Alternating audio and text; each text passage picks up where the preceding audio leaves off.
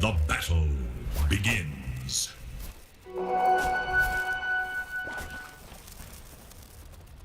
That's a strange manner of conduct.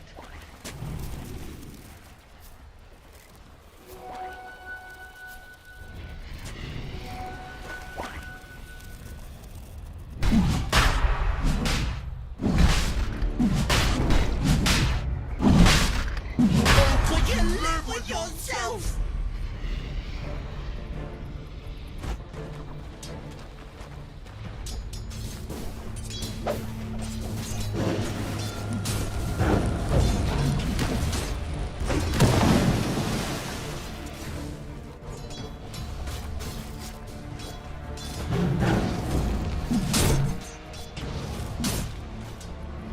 Denied. So this top lane, how do you feel this is going to go for Monet here in the safe lane? I think he should be pretty easy. fine, especially Yep. also the fact that the Enchantress got a triple kill, so Siamese Cat's gonna have boots and stuff to be able to help in zone, and especially once he starts getting creeps, he should be able to help a lot. They can get kills on the side of Secret, but I think overall for lane, for like the CSing, Monet should have a pretty good. This one.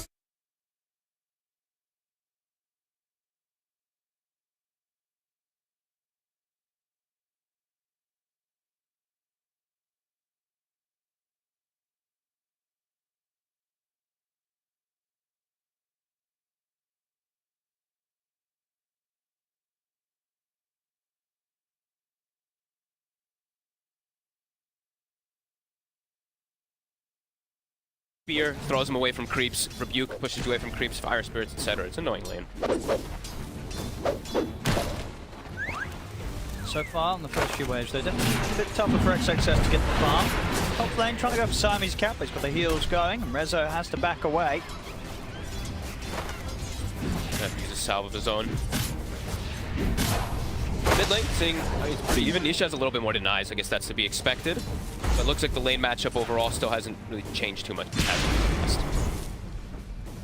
Because as you know, they're sticky. That's the one thing that did get changed for the people that don't know. It does damage every time that you do use it now. Sure, it's not the most, but will definitely start to add up. Sure. Well, the trade-off is that now at the high levels, you don't quite have the same radius on the sticky napalm as you did previously. Duration also did go down. That's actually pretty big. From 7 to 6 seconds, how long it can last on you. In fact, it does have. Right now, nobody really being left out in the dust. Clear on the CS. That Quap, of course, getting extra denies at the moment. I'm looking at map, by the way. I'm also looking around all over the place because the map is They should have it this time round. They closed the gap. Solution and Zayat's able to catch Siamese Cat. It's overwhelming damage, right? That's the biggest thing that is going to be coming out from those two, so you just have to be wary of their positioning. Monet should be able to survive most of it. But yeah, I'm looking at the map, and there's a lot of little map changes that, you know, you only get to see it if you're in the game. But yeah, look at this. This ramp is pretty bizarre going into that dire jungle. There's small camps. Yep. No more around the mid lane. A lot more trees in that area, too.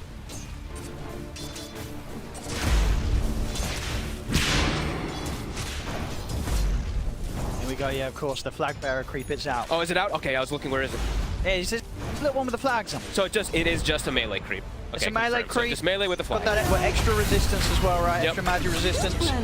But you kill him, and everybody on your team in that radius will get themselves the bounty of last hitting the creep. Top, we do see them actually get onto Monet.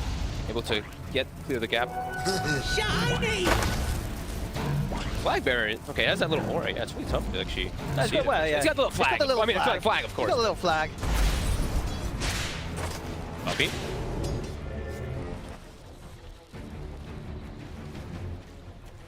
Ori in the mid lane, there's actually a rotation. We've been seeing this from Zayats. Same thing yesterday. I think Ori pretty dead here. One charge in the water ring. He's going to at least try and bring down Nisha with him, which he may just be able to do so. He does. But one more touch from Zayats will take him out. To get that kill on the way out, or he's going to be happy with that one. Very similar thing, right? We saw Zayats literally doing this all day yesterday, just playing around Nisha in the mid lane, all the first like 6 minutes, just trying to punish the opposing mid. So again, it ends up working out for him, and they're doing good in the top lane too. Dawn's still free farming. not getting slowed down at all by these double ranged, even getting a couple extra kills. So I mean, Ori being able to get that kill before he went down, probably big. probably down to the fact that Sticky did have that bit of damage, right? Yeah. You know, because it was close. He nearly didn't get it. So a little bit of a change, allowing him to get that trade on the way out.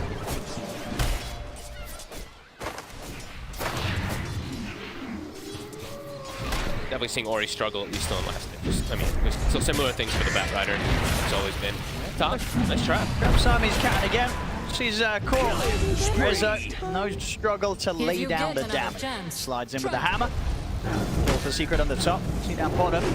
Poker dive at the ready. Not quite able to catch him with the boundless there. Chrysalis didn't think about trying for it, but feel that he had the angle or timing. This is pretty big though. The fact that it's a Monkey King is the kind of like we said, the counter pick versus that Mars in a lot of situations. Mars is the top farmer at the moment. Yeah, that's Success is getting a lot of this bottom lane. A Secret want to try and put a stop to it.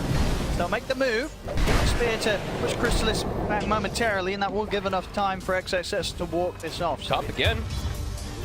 this time round, lose Zayas. Resolution should be fine. He's got the bracer. One charges in the top for these two to chase him down. Go back the way of Aster. 7-6 now. 6 minutes in. Yeah, and even though, like we mentioned, Dawn got some of these nerfs, definitely not feeling it, even though it's like, the cast range mostly on the Celestial Hammer. The damage is still very relevant. See that top net worth there for Resolution. And Zayat's really killing it top. Zayat's is next. Look, he's going to continue. Now he's going to go top again. Okay. Continue to play with Rezo. They have such good kill threat. I was wondering if he moves away from this lane because Rezo's getting close to 6, so wondering if maybe he tries to give priority of experience toward him and make move elsewhere. And how much do you expect we're going to see the Shard being prioritized on Enchantress? Are you buying that straight away, as soon as you can at the 15 minutes? He's not really playing versus any summons. I think that's one of the bigger reasons that we're going to be seeing it, but... Sure. He'll get this one with a Sonic Wave. Same time up top. Secret were able to make the move to take down Siamese Cat. Monet trying to chase one of them down to get something in return, but couldn't quite focus the damage. Take either as Resolution and Zayats get the kill and walk it off. I think this Queen of Pain is gonna be something that does get picked up in a lot of situations now. Even though it's, yes, versus the Batrider, it's always been looked at this traditional kind of counter.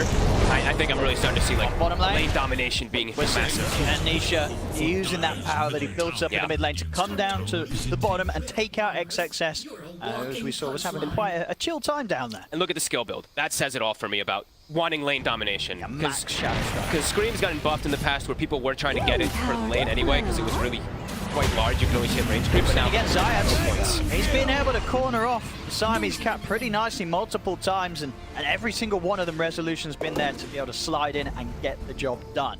About 9 kills already on this Tusk, making all the right moves. And now, Dawn is 6, so now we're probably going to see Zayats look to make moves elsewhere, and probably a little scary for Aster to really make any aggressive moves on the map with their Batrider, even with the Mars, because they know that Dawn ult's going to be coming in early. Got a rune coming out. Secret getting ready to double check it. Should be able to get it. Zayats is in position. Ori. Trying to escape this, but indeed with Resolution coming over with the ultimate, Ori doesn't stand a chance. They get the kill. Gemrin secured Phoenicia. I'm really looking forward to see what this build is going to be on the Queen of Pain. He's going to go Axe, right? I was going to say, how good is the Axe? I'm honestly not sure. It looks like it could be pretty crazy if you do hit multiple heroes with it, because then it's going to shoot Scream of Pains on everybody that's near each other too, right? So, looks really cool if he does opt for this type of build. See Secret going for more. We'll lose Puppy in this effort, but they take out Bavoka. Unless XXS can save him, Siamese Cat might be in trouble as well, but Nisha able to get out of the arena, wait for it to come to an end so he can get some more damage in onto the Enchantress. There we go, he's able to take him down. Ori heads over to help out. Sonic Wave, push them back. Can Chrysalis get the balance strike off? He can. Lovely angle there across the Ancients. Get a good heal off with the Jingu Mastery. Does still die to the Firefly of Ori. Nisha, the side, picks off XXS. He's just working on some of these Ancients. I mean, it's a very juicy looking Ancient stack. Obviously, as a Queen of Pain, he can't really do too much about it himself. No. I mean, is there going to be any way that Secret can bring heroes over to do this in time, or should Aster be able to clear this safely? That's a massive kill. That's a big solo kill there for Monet top. I mean, look at that. Look at that gold bounty. 590. How much XP did he get, too? Doesn't actually show. Yeah, but probably over 1,000. I mean, he got a full level, at least. Yeah, that's was insane. Resolution just getting a little too cocky with his sort of positioning? Two traps. Too low. 2 traps in lane, and also look at the item that Monet has. Pursuit. He's got the pursuit. Lance of Pursuit, even though he's a ranged hero. Alright, sure, you know, not as great as 12%, but still that 6% and that extra damage. And look, they're actually contesting the Ancients. Ori almost gets brought down. There's just going to be quite a few. They're going to big get all ones. of them. Pretty much all the important ones. Nobody else from Aster is around to help out. This should be Secret cleaning up the majority of the stack that Aster did already have to put quite some resources into bringing down to this low on the HP. So Secret's going to be happy with this one. See them start to step over now, Aster, see if they can push Secret out of this area. Good success, though. Arena down on a Crystallis.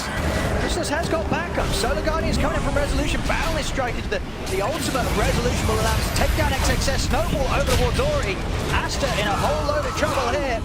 As the three of them dead, soon to be four. Baboka, he'll dive down to low ground. Has got the supernova, kind of in a position that's hard to hit. But with the reach of the Monkey King Crystallis, he's able to slap the egg down.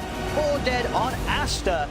A rough series of events there, not able to secure their ancient stack as much as they would hope, and then losing a huge team fight. 4 of them dying, only getting Zayats in return. Secret is playing just incredibly fast. The way that they're collapsing around the Ancient, they know they have the global potential too from the Dawn so that they can back it up. And Aster, in order to win these type of fights at the moment, they need to have the Mars and Phoenix in synergy. It has to be Egg plus that Mars ulti. If it's not in synergy, then the way Secret's lineup works, like their heroes are just these small instances of spells that are going to be able to dominate the fight. See here again, XXS trying to start things off onto Crystallis, but Crystallis, of course, with the mischief, already able to dodge a bit of that opening damage. And obviously no hesitation from Resolution to provide that backup. From that point onwards, very hard for Aster to fight. Of course, still at a point in the game where Monet doesn't want to get involved in this action. So if they do choose to fight, it's pretty much always going to be a 4v5. Exactly. It also takes him just so much longer, right? Like he'd have to TP and then walk in while Dawnbreaker just clicks ult and is inside of the fight. So definitely looking to increase his farm instead of looking to fight inside these. As a TA, definitely not easy versus these, all these like heroes that collapse on top of you, right? Tusk, Dawn, even Ogre who's tanky, Monkey King Cop, literally every single one of them gets on you. Yeah, we've got the Neo arms coming through, so Crystallis was also able to get himself a lance pursuit. How do you sort of rate the one that Nisha's got? What are the occult bracelet, right? That's not, I mean, the +5 all attributes, of course, that's always great to have on a tier 1 item. The increased mana regen isn't too massive. Was it 0.5 up to 5 stacks? You get 2.5. Well, if you do have a Kaya, though, it's quite massive. Sure, because Kaya's mana regen amplification plus that actually double dips. So that's true. Nisha's got 10 mana per second right now. Which I guess can be nice. It's a lot. It can be nice in these fights. You know, you commit in as a Queen of Pain, use your skill set, your lot of mana. Maybe that extra bit of boost to the mana regen will give you that mana you need to blink back out. I mean, I think it definitely is pretty huge. It looks really strong. I mean, it's also, yeah, the 5 attributes is really nice. And what we got, so as well, we got the seeds right out on someone. We did get the seed. I think it was on Seeds of Siamese. Serenity. Bit of a AoE heal, right? So now he's got 2 types of forms of his AoE heal on the Enchantress bottom. Ori.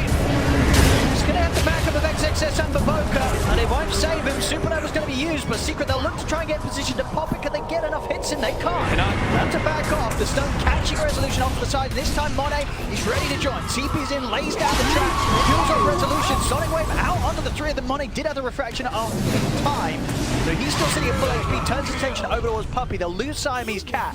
Monet's still thinking about chasing, to respect the fact that Nisha is still fit to fight here. Crystallis as well from the trees jumps in with the Primal Spring. Monet, he'll hide with the meld. Have they got the detection? They don't have the detection. Monet pops back out. He'll get the kill. But he does die for that. Nisha continue to clean up. We'll see already back in action. Respawns, chases down the Monkey King. But there's the snowball at the ready. Crystallis is able to turn. Ori, he just tunnel vision straight back in at Crystallis as he respawned and ends up dying again because of it. And now, I mean, Nisha jumping for more, but Baboka's dead. Blink in a second if he wants to go, but it's a tier 2 dive. Nah, he's not going to be tempted, Nisha. He's TPing Oh, he's out. healed. Okay, I was going to say, he needs heals on Baboka, or he is going to tick out, but yeah, the Enchantress does come in, Siamese Cat. Oh, and it's, we got 39 kills in 14 minutes, by the way. It's quite a brawl of this game. Secret's coming out massively ahead of it, though. Their lineup excels at this fast brawling. Aster very cooldown reliant. It's like they need this Mars, Bat, and Phoenix to be synergized perfectly, and it's never happening. Bat comes in after the fight when everything is all said and done. Goes in and just dies by himself. And now Ori again. Talking about the Bat.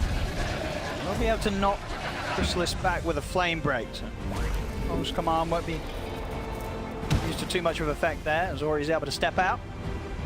But this is a treat we're getting to see, really. It's just so much aggression. Oh, midnight. Another one. Oh, he's dead. Tries to dive out. damage of the Shadow Strike ends him, and Nisha, He wants more. he's going in.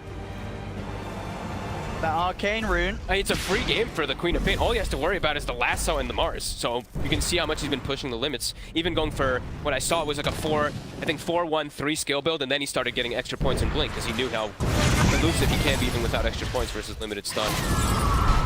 Also, Puppey, we didn't mention in the last fight also, but Puppey with his Ignite plus his Veil actually ended up killing off the Mars Huge at the end of the fight. You know, you get ignited in Shadow Strike. You're likely dead. DPS is going to be pretty insane over time. As straight in with the Sonic Wave, ending the life of Siamese Cat. Ori should have an attempt at getting Zayats here. Not really any options left. Pop the TP, the spear from XXS. Locked back here. They always have to be careful. It's the same thing it's probably still always in the back of Aster's mind. It's like, Dawnbreaker's ult is up. You know, if we make some like aggressive move, they could just Dawn ult in. See if like they want to find this, they do. Boundless setting up for the Solar Guardian. Puppey's going to be saved. XXS falls. Evoker not able to get the Supernova up in time, and even if he did, almost certainly would have died. Secret continuing to just overrun Aster in these team fights, getting very close to double the kills here, 29 to 15. Always having the numbers every single time. The Dawn ult just always at the ready. It feels like it does seem like Aster needs to kind of slow the pace of the game down and find some different way to play, because at the moment, them just trying to match Secret's aggression, it's not working. They're falling further and further behind. Dire shall look to their top tower. See Monet has got the Deso done. Was looking for the Blink next, but will still be a bit of time before he has a BKB, of course. So it's, stepping into the fights is not going to be easy. See her again. Now Puppey probably calling for that one, saying, "Oh, come on, Rezo, get yourself over here, help me out." Indeed he does. Flies over the back, getting ready to save Puppey and make sure that Secret win another team fight. Back in action. Not for long here for Siamese Cat. He's knocked out. Just now they already used their combo in the last fight, right? So now it's hard, because at the same time also the Mars ult is going to come up pretty much when Dawn ult's back, and in the Mars actually might just die. I think it certainly looks like it here. You know, good luck trying to run here from the Monkey King. I have some good jukes, but up into the trees. He sees him. Secret is just ripping them to shreds. 46 kills total. We've now hit tier 2 items, so now we get to see some more neutral items. Yeah, what's sort of the hot stuff for tier 2 then? I mean, the new one. Everyone wants to see the seal, I think it is, right? We have the... We'll see when someone gets it. There's that one in tier 3. I think the seal might be in tier 3, it is. We've got the Specialist Array and the Dagger of Bristol and High Vizier, if they do come out. Is it Vizier or Vizier? I would say Vizier. I don't know, I would say I'm wrong. That's how I would say it. I feel like Vizier sounds, has got a nice bit of flair to it. I trust you. You make words sound beautiful, Eye of the usually. Vizier, found by Monet. Monet's I don't know who wants a bit of cast range. Doesn't mind losing some mana. Do they? I don't think it's anyone even want Put it. the bat, right? Give it to the bat. Maybe? He has tumblers, though. Tumblers is nice. I guess he likes his plus 200 mana. Do you want to give away his extra mana for losing 20% of it? I mean, the He's getting cast out. range The is cast amazing. range is good. So, Yeah. ladies and gentlemen, He'll take it. 125 cast range, giving up 20% of your maximum mana. Okay, cool. So See nice how for those that pays Lassos. Yeah. Yeah. A specialist array, any good? I mean, does TA want this? For some extra range Yeah, attacks? definitely. Yeah. This one's great. So, The stats, the damage, you get What we got? extra Next. projectiles, you can kind of meld multiple heroes. Well, not meld, but you can, side blade multiple heroes kind of in a way, could be cool. Lasso, bottom lane, they actually find the ideal target, the Dawn, but they don't have the he's damage. tanky. Yeah, Resolution ain't gonna die to that one. That's a strange manner of combat. That's a good one. They will at least be able to bail out after their unsuccessful attempt on Resolution's life. But from Aster getting caught behind. Nothing going Aster's way, though. Every single one of the fights, the pickoffs, literally nothing is really working in their favor. Secret just continue to dominate this matchup. We're not going to get to see Nisha go for the Aghanims, it looks like, unfortunately. He is going to just go the standard SNY BKB route. I was hoping. Maybe he didn't read it yet. I didn't read it on. I mean, I feel like I read it. Well, have a look at it again. What is it? It's this. The people can view it. They got it. Oh, they got it up here. They got it on up screen. here. Shadow Strike.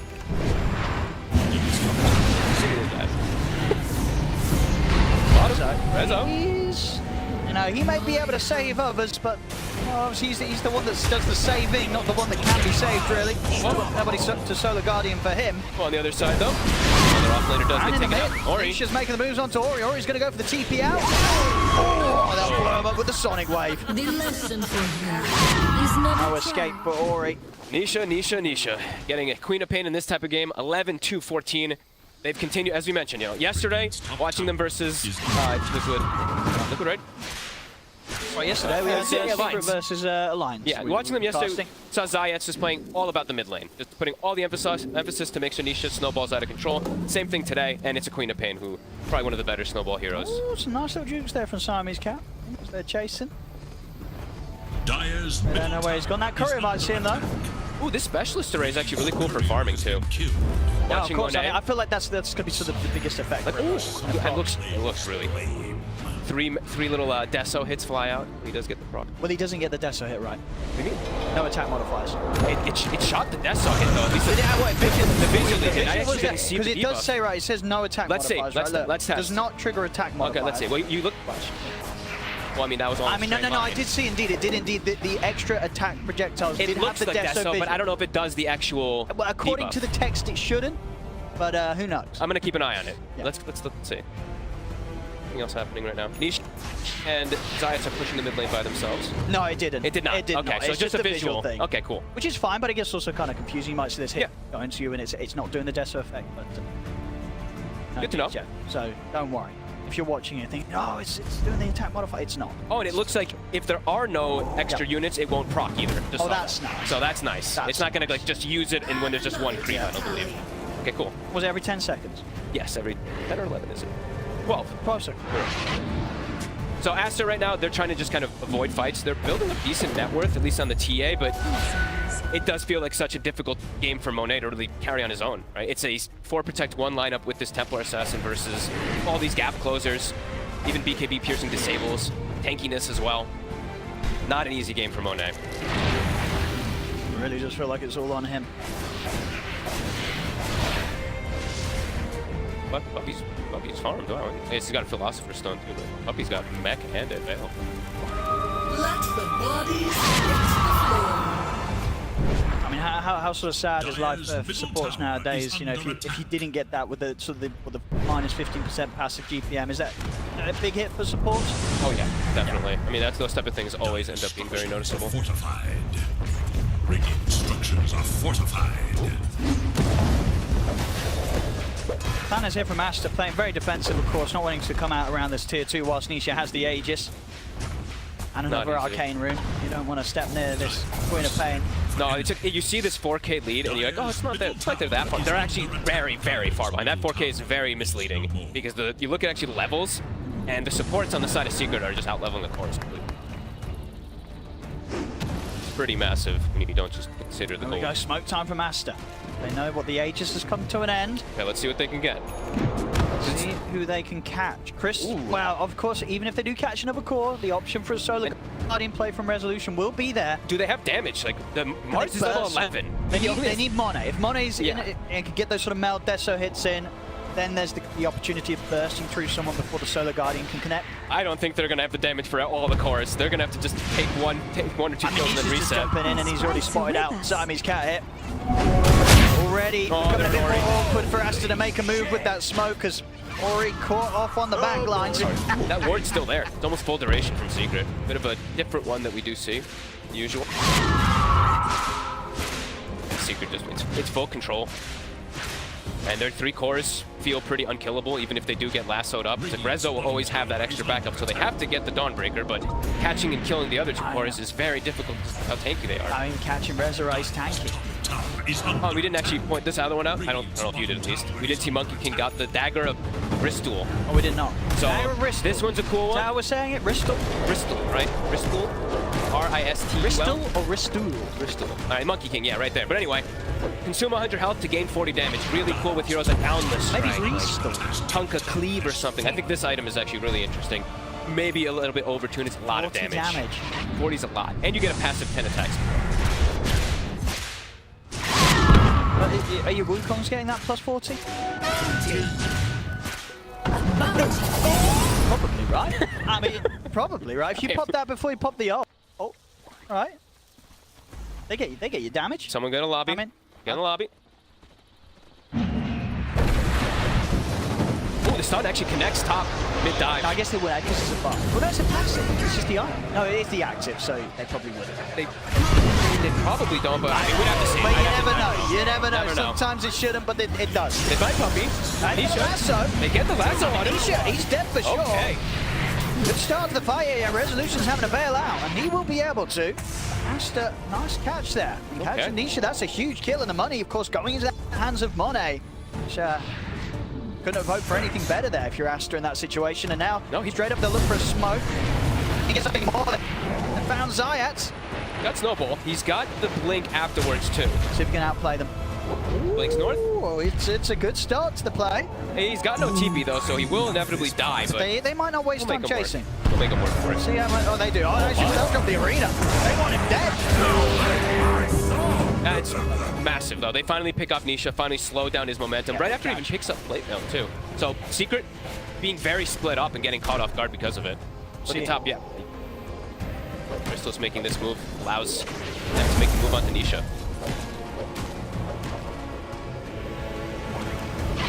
And yeah, Rezo, I guess didn't want to pop the ult right there. Maybe just felt a little awkward just how fast the walk was dying.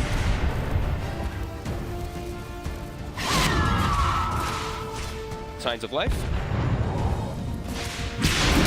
Now we have the Ogre Fire Shield coming into play though. Puppy did finish that up, so a little bit of damage mitigation that will probably save him in those situations if he does get lassoed again. But we do see Monet very high level, as we said. He's kind of the only one that's getting that farm on Aster. Has the Dispel talent now, which will be very useful, of course, versus that Queen of Pain in particular, and versus the Ignites that are going to be kicking off. Yeah, slowing that pace of the game down pretty decently, I guess you could say. Radiant's bottom tower is under attack. Just want to make sure that Monet doesn't get caught. It's literally everything about him. Like, even one death could just end the game kind of for Aster if he does get picked. 45 seconds till Roche as well, too, so this would be one of the most important times. And we do see Aster smoking to meet him. Just in case there was sort of smoke play from Secret. They might find Rezo. This is one of his biggest kills. Has got BKB. Nice, not actually able to get off the time. They jump in with a spin of snowball. Save comes in from Zayat. Give Rezo time to still fight in this team fight. As Chrysalis puts the BKB, the Wukong's command down as well. They take out XXS and even be able to find Simon. Trying to sneak around the back lines with the Glimmer Cape.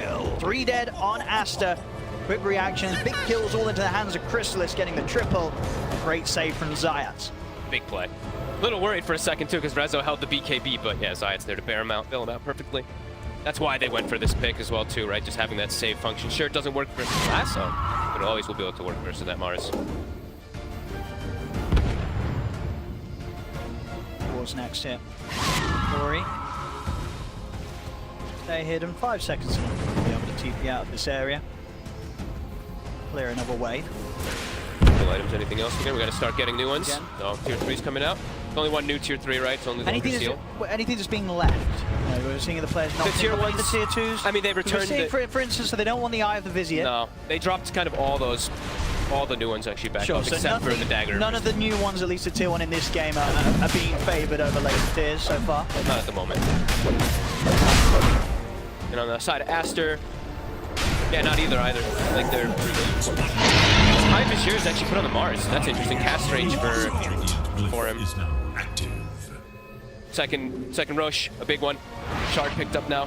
So we're gonna get to see that Monkey King Shard. So we'll get to see. I don't know how it looks, so I'm curious. I mean, imagine it's like we were saying it's like. Yeah, I've not seen the animation. I haven't seen the animation. Oh, yeah. Is it like instant? Does he appear at the? Oh, of course, if you don't know, ladies and gentlemen, the Shard when he uses Boundless Strike, if you can auto cast it to enable it or have it turned off. But if you have it turned on, you'll be at the end of the Boundless Strike. It says leaps, so I imagine it has to have a little bit. It's of just gonna be. Oh, he didn't even use it. Oh, he didn't turn it on. He didn't turn it on. Come on. I mean, he's going to turn it on, right? He's picked it up, so he's going to use it. Or he thinks it's still the Mischief one. No.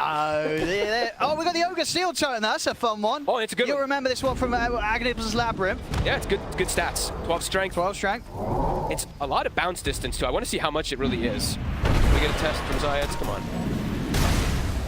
He'll use it shortly. Let's have a look. Because I was wondering as well I'd need if it can cross terrain. I would imagine so. You're bouncing 400, so... You don't think you just bounce into the wall and bounce back? I don't think so. Oh, they got one too. Aster got one as well. We're going to see them belly flopping around. It's quite a lot. There we go. Yeah, there we saw it there. Quite a bit of distance you cover. What? Was that 800 just? That looked smaller. Its bounce was 400. It looked a little less. Radiant's bottom tower is under attack.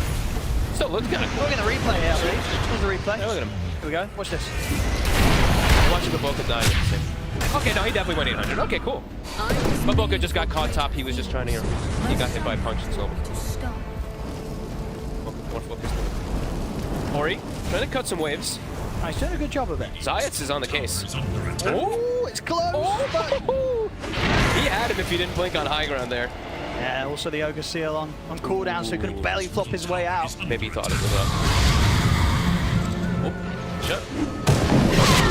They get the stun. They get him inside. He did it. He did it. Did you see it? He did. He did it this time. Yeah, he jumped straight off the tree to the end of the boundless. Okay, so it looked kind of like a primal spring kind of thingy. Yeah, very smooth. We'll get it again. Let's see it again. Maybe even in slow-mo. Can we do I've never that? seen slow-mo. Yeah, we can. Look at that production. Love it. Okay, let's see. The shard on Monkey King.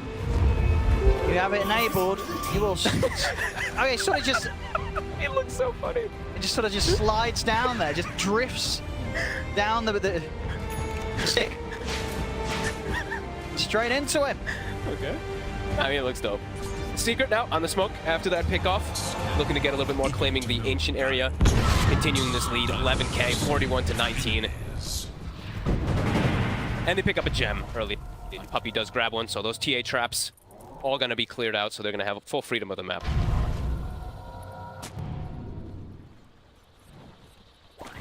Oh, this is going to be tough. I have to keep track of when people have mana for BKB as well, too. Oh, man, this Dota's crazy. 50 mana. And there's the BKB cost. Mid lane, Sami's cap. Picked off again. Secret just, their lineup really is just so mobile. And we've been seeing it throughout the whole game, just how fast they can kills. Dire's middle tower High is ground time, under attack. Chrysalis, a full Scotty. Structures are fortified. Absolutely massive. Oh, they're going to get the jump on him. But Aegis is still there for a minute and a half, so they'll have to do it twice. Tanisha jump forward, will force the BKB out from Monet. Zayat's in position to buy some time here for Chrysalis. He gets the BKB, the boundless strike, can pull himself out at the base. Chrysalis will escape. Both supports will pay the price, though. That is a pretty phenomenal way to use it, though. It's kind of this escape, because in the past you'd have to always get Primal Spring off or something like that to be able to escape, but now Just drag yourself out. As long as you can cast the stun, you'll end up at the end of it. that is pretty remarkable. But Secret now, definitely have to give a little bit more respect, of course, versus that Bat Rider always. Ori finding a pretty good opportunity to get them a little bit back into the game. I liked as well, poor old Zayats, he really went into save, but he wasn't actually needed at the end of the day. No. Chrysalis had the BKB and the boundless strike out, but nice to see Zayats going in regardless, making sure he would be there with the snowball, just in case maybe Chrysalis couldn't get the BKB off.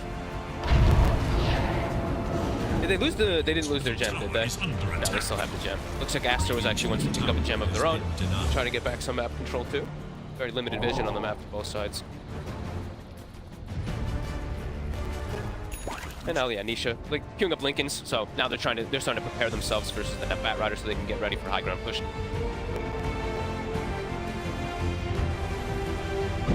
We got Paladins, had a bit of a change, right? It's just the, I think the lifesteal on creeps Lifesteal has on been creeps. halved in There we general. go, ladies and gentlemen, so Take indeed. that look. I think all lifesteal items, I believe almost all lifesteal items are. Creeps hit the heroes, that's what I like to see. Gotcha! Keep checking like that. They see coming out for Rezo for the next fight. They've got really big item timings. It's just, I think the big thing is just, yeah, it's the lasso into the base. Besides that, Secret has really good setup around areas. Even if they drop Wukongs and just hit the building.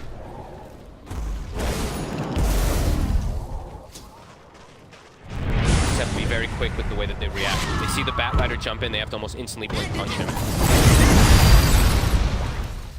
And now, yeah, maybe a bit reluctant to push into a haste rune too.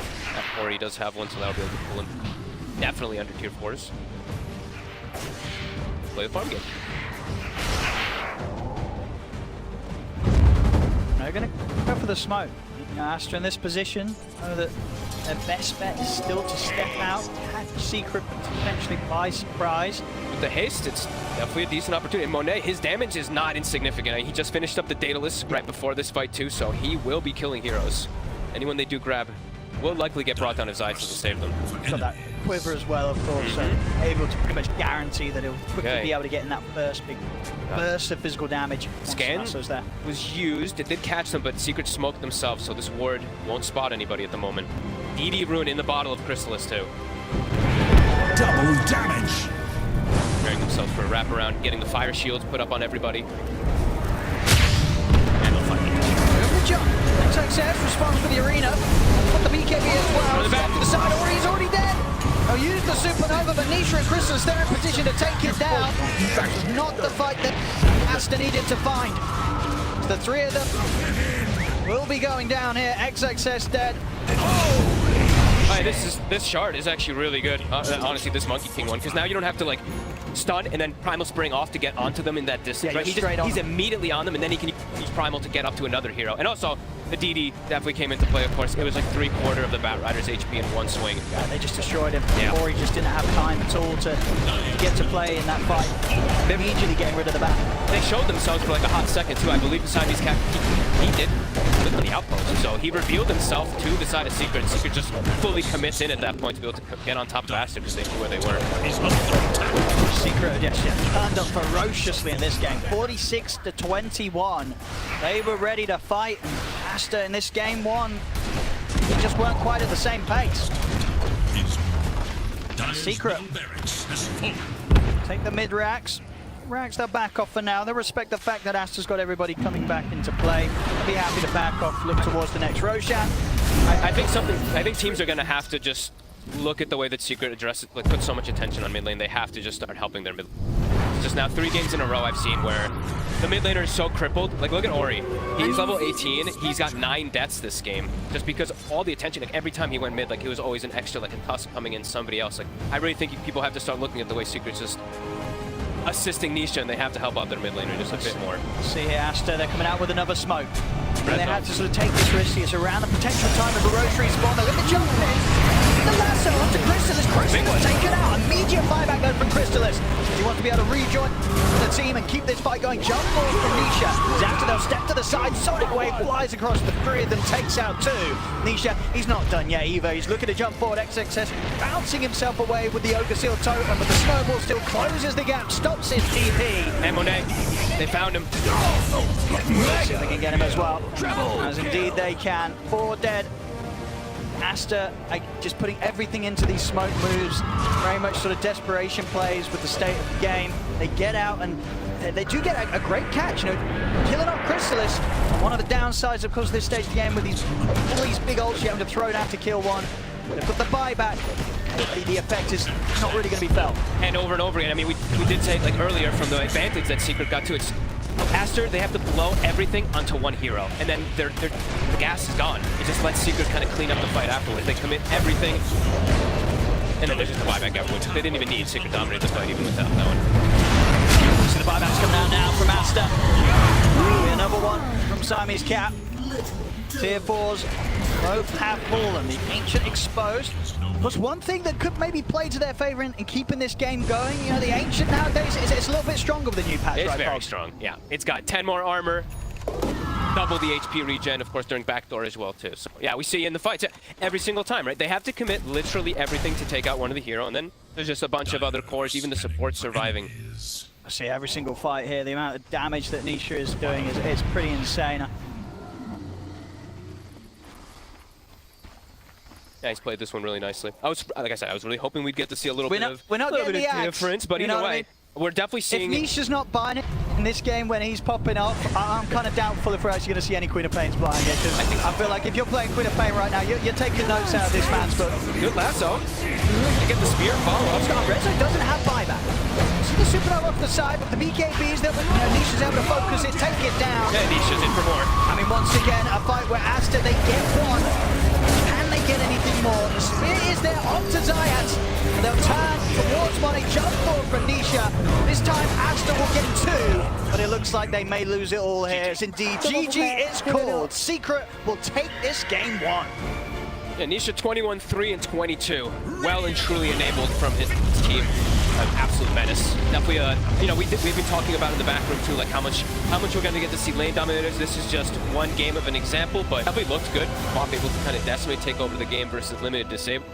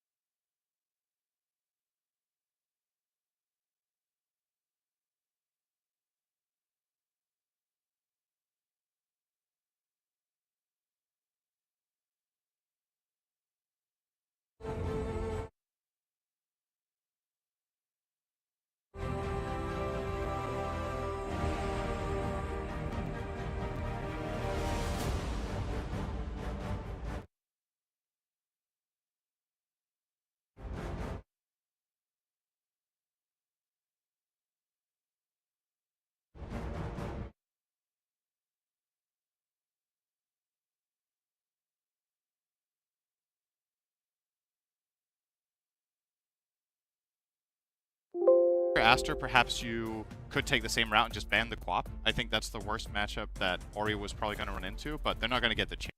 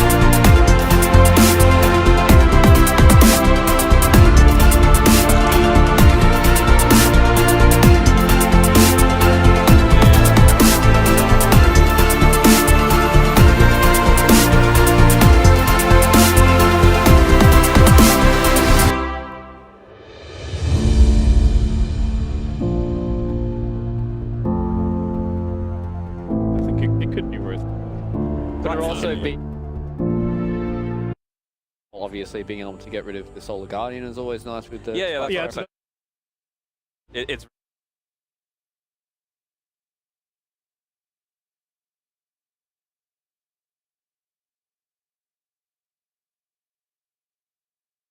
the Dawnbreaker as well against the Batrider. We have seen it get run over a little bit, but I still feel like the lane's fine enough. They didn't nerf Heavenly Jump significantly to make it just an unplayable matchup. One thing I will say though, I know a lot of people were like in the pre-match, the pre-series, we were highlighting like the Batrider changes. Sticky Air Pump does a little bit of damage now every single time you apply it, so you're not going to be able to get these instances where you've got like a 5 ancient stack and you're able to just build up those charges really easily. Like they're just going to start running at you, which makes things a little bit awkward. Yeah, and every sticky stack is worth less amplification on your other spell. So it'll be interesting to see how that all kind of shakes out. Probably feels better in changes-wise. lane, worse in the jungle. 10 seconds. Specifically for the ancient stack kind of idea, right? Just in terms of trading with people, I guess, a 5 little bit of damage is... I suppose it does give you something in terms of those situations where like you already have 2 sticky stacks on a creep and you go for the CS.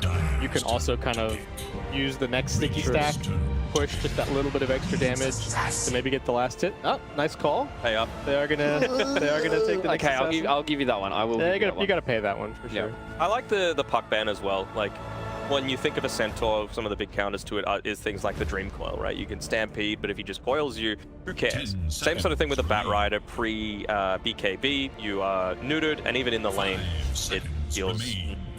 So this is this KP Dawn then? Yeah. And then Nyx Ench supports? Maybe even a Savage one. Never know. Oh, yeah. Some Sure. pretty high physical damage against a Centaur if you Starbreaker it. Yep. Yeah, okay, I could potentially see it if they Also wanted to gives you play- that little bit of distance between Thor as well, especially with the Celestial Hammer and stuff like that. Yeah. So I want to see Alliance pick up some kind of stun to pair together with this Centaur, just to be able to prevent that. Or, like, it's not as good anymore, but I was about to say even the Marcy, probably not actually. I want to see them go something that is able to survive against the Enchantress, but also just reposition in the lane. So I really don't hate the Rubik being banned out by Talon. I know it's a little greedy, but it does provide a lot of that ways to just get yourself out of harm's way for those couple of seconds that you be able to continue surviving in the lane. The other thing that's nice about the Nyx here is that they've already kind of shut down. Well, I guess it's already been banned. Sorry, I was looking at the Phoenix, but I missed the bans. So Do we feel like a support with a bit more hard lockdown now for Alliance to try and couple up with the Centaur? Yeah, so Shadow Shaman, Yeah. perhaps? okay, just gonna go for the It's hood fine.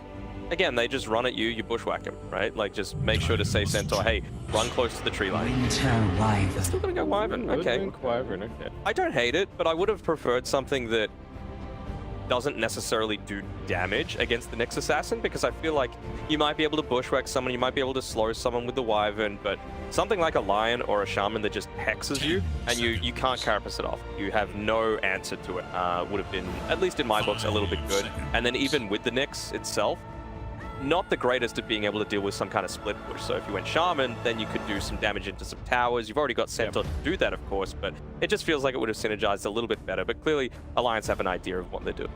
The Wyvern is one of the best answers Against to the Dawn. Dawn, Yeah. for sure. And especially since you already know that the Dawn is going to be played core, you're going to get that guaranteed, like, you curse the person who's standing there providing the spot for Dawn to come in on the ulti, and the Dawn is going to have some damage, right? Even if you're not going like the Deso, probably buying an Echo Saber or something at the very least, and that's going to be pretty painful for the Nyx Assassin or whoever. And it means you need to BKB before ulting in whenever there's a Wyvern around, Yes. right? Because that's the Yeah. only way that you're going to be able to avoid that sort of situation, and it does not feel good.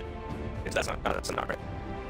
Spending those couple of seconds in your BKB just trying to get your ultimate off is never nice. And the Evoker's been picked up here from Talon, so this is probably a Makoto Evoker, right? Feeling pretty good with the changes from 7.3 to... It was banned in the previous game as well, so obviously feeling like, maybe this might be the hero up against if Weeha wants to try and go for something like the Huskar once again. I wonder if we might even see a little bit of some extra priority here. You've got the Nyx Assassin already, so he can The just be Sunstrikes, running around, get some Sunspects going. They can... Specifically against Bad. Yes, yeah, they've got a lot of global potential here for sure. So do you think the strategy for Talon is something like make sure you get a lot of D wards inside the areas that Batrider is going to try and farm in the jungle? I know he's on Radiant, but he'll still look to do it. And then it just slows down that time until the Nyx hits level 6, uses the Vendetta to try and scout him out, and then you go for the kills with the Sunstrike? I do think the Bat's definitely the hero that you're looking to gank if you're Talon. It's going to take a lot of heroes for you to kill the Centaur, especially with kind of the damage that they have at the moment. They've got good damage, sure, but they just have to bring numbers for that to work. I think yeah, Bat's really weak. So, I mean, could they? I'm still not 100%, and I don't think Talon have completely locked in either on who's laning with what, right? I feel like Dawnbreaker Nyx Assassin is fine enough. Or even where the Dawnbreakers go. That's what right? I mean. Like, you look at Alliance's bans, right? It's Void and a Viper. So they're also just not certain about where this Dawnbreaker Again, that's the advantage of going. second pick, right? You get to wrap up the overall draft exactly how you want. I mean, the Void makes complete sense, right? You got an Invoker, you've got just even the time dilation against the Batrider is super good. Yeah, I feel like Alliance do have quite a few like holes to patch in their draft here. They do have team fight and they can shove lanes, but they do not have building damage really at all. They don't really have Roshan taking. Yeah, sure, a little bit, but that's like there's a difference between taking outer towers and actually ever being able to go high ground. And it's not like Talon's high ground is ridiculous, but you're also not going to be sieging tier 3s with just the Sentinel. There definitely needs to be some physical damage. Ooh, and the PA coming in. Okay, I like it. I mean, they don't have amazing tower damage on Talon either, right? So I feel like they're going to need to really pick up the tempo, and they're going to need to build something, pick something that wants to build into an MKB earlier on, or has some other way to have true strikes. Because this PA, I think the level 15 timing on PA is busted now. You get the evasion talent at level 15 instead of level 20, and think about it, when people are level 15, are they going to have an MKB? No. Probably not. So it's just so much effective HP that you're going to have. The plus side is a lot of Talon's damage right now is magic, so you're not going to necessarily care as much about the evasion component, but still, it's quite devastating if you can get to that step. Do you just Bloodseeker here if you're Talon? It's very doable. I think that might just be the pick. Heroes that want It's good against PA. You know, solid enough in lane. Yeah. Yep. There is a lot of there's quite a lot of magical burst. The Hoodwink's going to be annoying. Guess it does nullify the Stampede as well, right? Rupturing the target. And Stampede really doesn't do what Batrider. Can't leap or blink on the PA. 1 seconds to go. Enigma. So it's a 1 to 1. So it gives them more push, but they're very much in on the early. Here. Yeah, the 1 done. Okay. I mean, it does make Nico Baby's lane kind of, but yeah. Still. Do they try and switch lanes if they can and put Limitless there? Just have Centaur to deal with Enigma. Are we gonna see level 1 jungling shenanigans? I think we might. Again? That was pretty funny. I'm gonna need to see some scouting for sure. Like this is pretty heavily on high, just to be able to use his fluffy body to be able to put himself out there and see exactly where Alliance are trying to set themselves up. I think if you can get the Centaur into the Enigma, it's not as bad for Alliance. And I feel like Talon just thought, crap, they've got this PA, there's no good answers to it super early on, so we need to put a little bit more emphasis onto taking away the space that the PA has. Alright boys, who are we feeling after these trials? Is it going to be a 1-1? Our prediction with Kai, so... Yeah, I think this is pretty close, draft-wise. Let's go Talon. I got the C bias coming through. Let's go Talon. Both can you go Talon with a few predictions? I might even go against my beginning of the series prediction and then go Alliance here, just to keep it interesting. Okay, Alliance 2-0. There might be some hopium here on the desk, but either way, we've got our 2 wonderful casters waiting in the wings. Once again, it's Trent and Lyric. Thank you so much, you glorious panel. And yes, Trent, we are here. We're ready. They did the old switcheroo. We've got the Dawnbreaker taken and looking for more of these like bullying type lanes. It feels like definitely Talon is picking more to this time than they did last time. Well, that was certainly a problem in the previous match. There's no doubt about that. And this time, though, Alliance not having the last pick, not having this like ultimate counterpoint, and so they begin with a very early Batrider here, and they, unlike the mix up there from Talon at the end in terms of like bringing out this offlaner when they had the Dawnbreaker flex available, this was known from the very beginning here by Talon. So because of that, there's no way that Weehaw should have as good of a game, right? Oh yeah. Issues there for Talon. See if they can get back into it. It's true. They knew what it was. They decided we're going to take this Makoto Invoker, try and run it. That is another one of those heroes that had a decent amount of changes to him. Had a couple of things that had to do with talents, a couple of things that had to do with just like the base damage of his spells being increased on like Deafening Blast and a couple other cool things. So a lot of interesting dynamics at work. And yeah, the Deafening Blast damage you can see going up. A lot of them just changed up slightly. We'll see if it ends up mattering all that much in this game as we get right into it. And oh, look, they're going into Death Valley. Trent, it's Death Valley. They got the ward up on the high ground. 23 Savage goes for the bushwhack right at the start. Immediately cuts the tree, but still finds the 2 stomp. There you go. And hammered down. Oh, you came to the wrong place, Limitless. You drawing first blood might go down for it as Nico Baby plays a little bit of cleanup. Now Makoto, he's in trouble. Got hit with the bushwhack, slowed down by the dagger. Still trying to buy a little bit of time. The rest of the people. KP just forced to waddle away. So 2 for 1 is the exchange. And this might be all 4 bounty runes if they play their cards right now. It's probably just going to be 2. You know what I mean? That was great because like you just have a hero on the enemy team that just can't do anything at level 1, right? It starts off, there's your ward on the high ground, instant bushwhack, and KP just watches. He's just standing there. He's like right click. Nice EMP. Great, by the way, on the regoose there from Alliance, right? The EMP pops, they're perfectly spaced out. They immediately go back in to get the return kill there onto Q. So first blood still for Talon, but now Desire coming to try and he actually got it. Versus 2 heroes. Legend. Big place.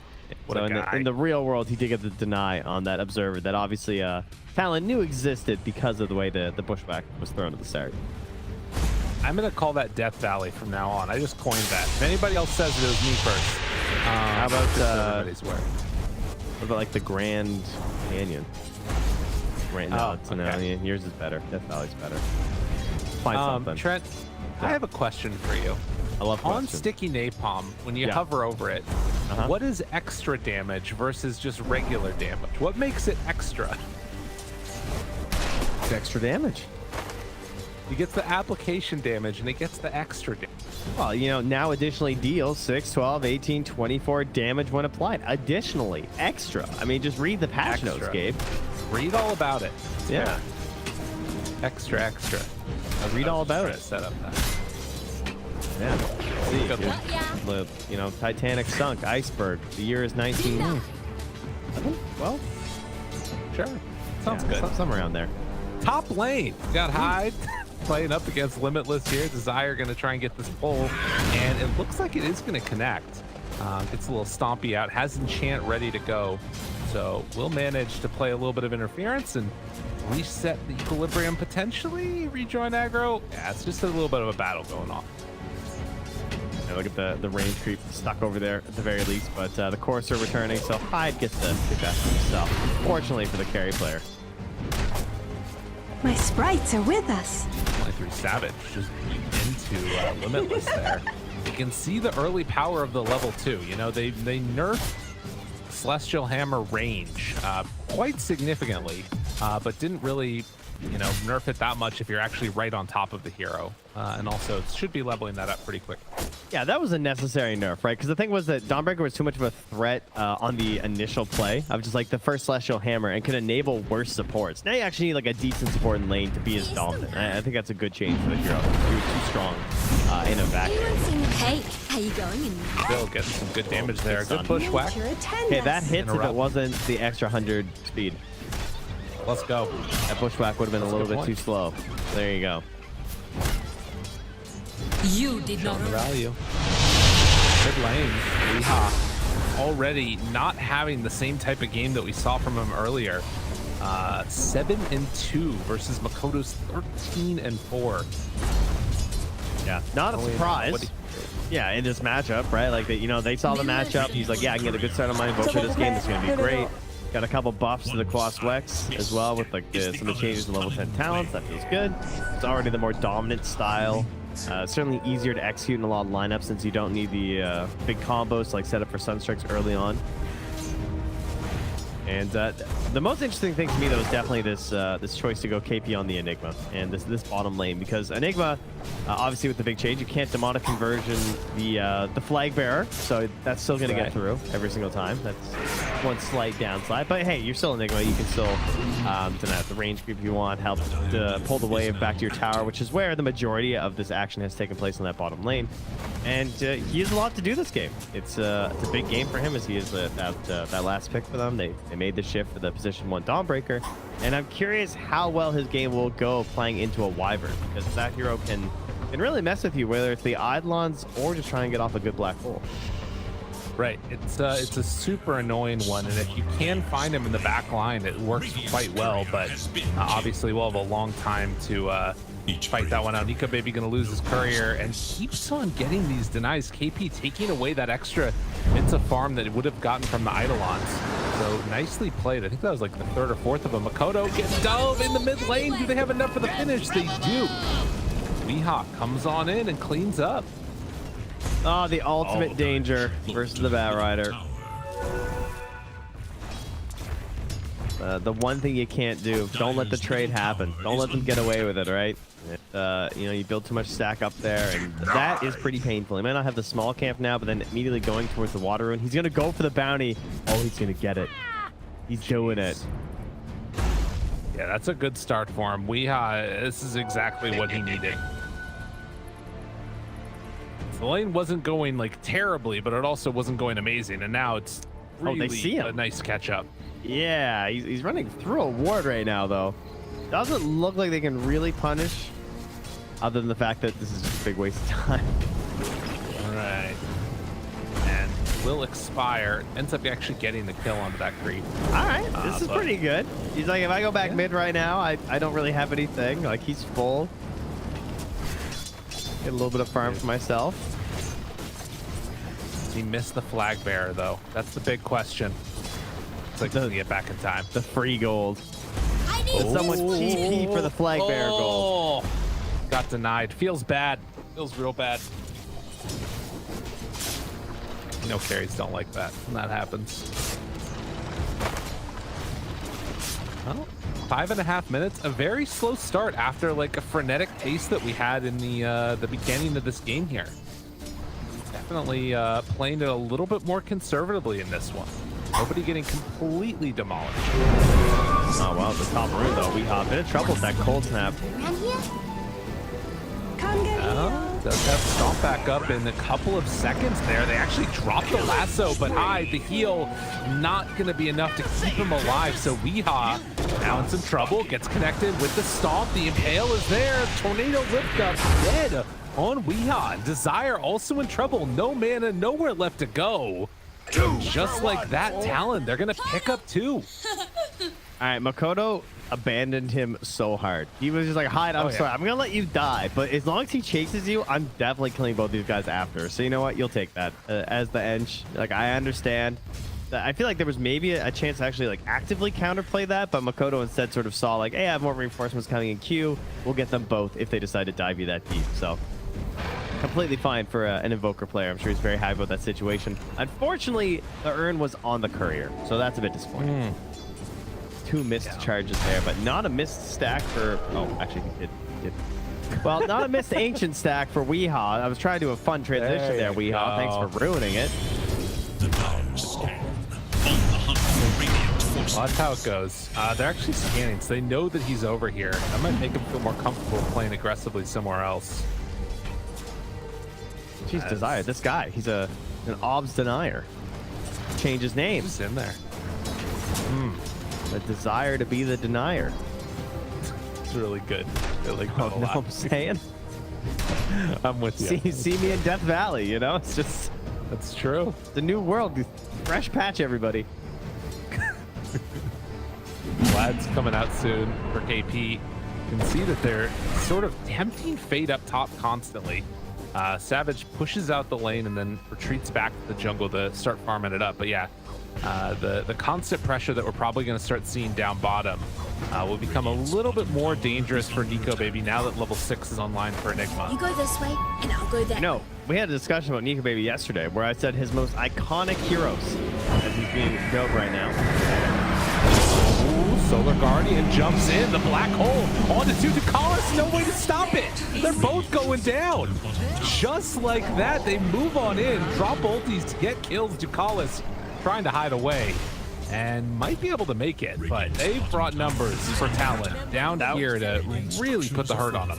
That was one of those replays where you can't tell if it's Herald or Pro because he like strikes onto an Enigma and gets immediately black hole, and you're just like, what? But like, you know, he's dodging the stun.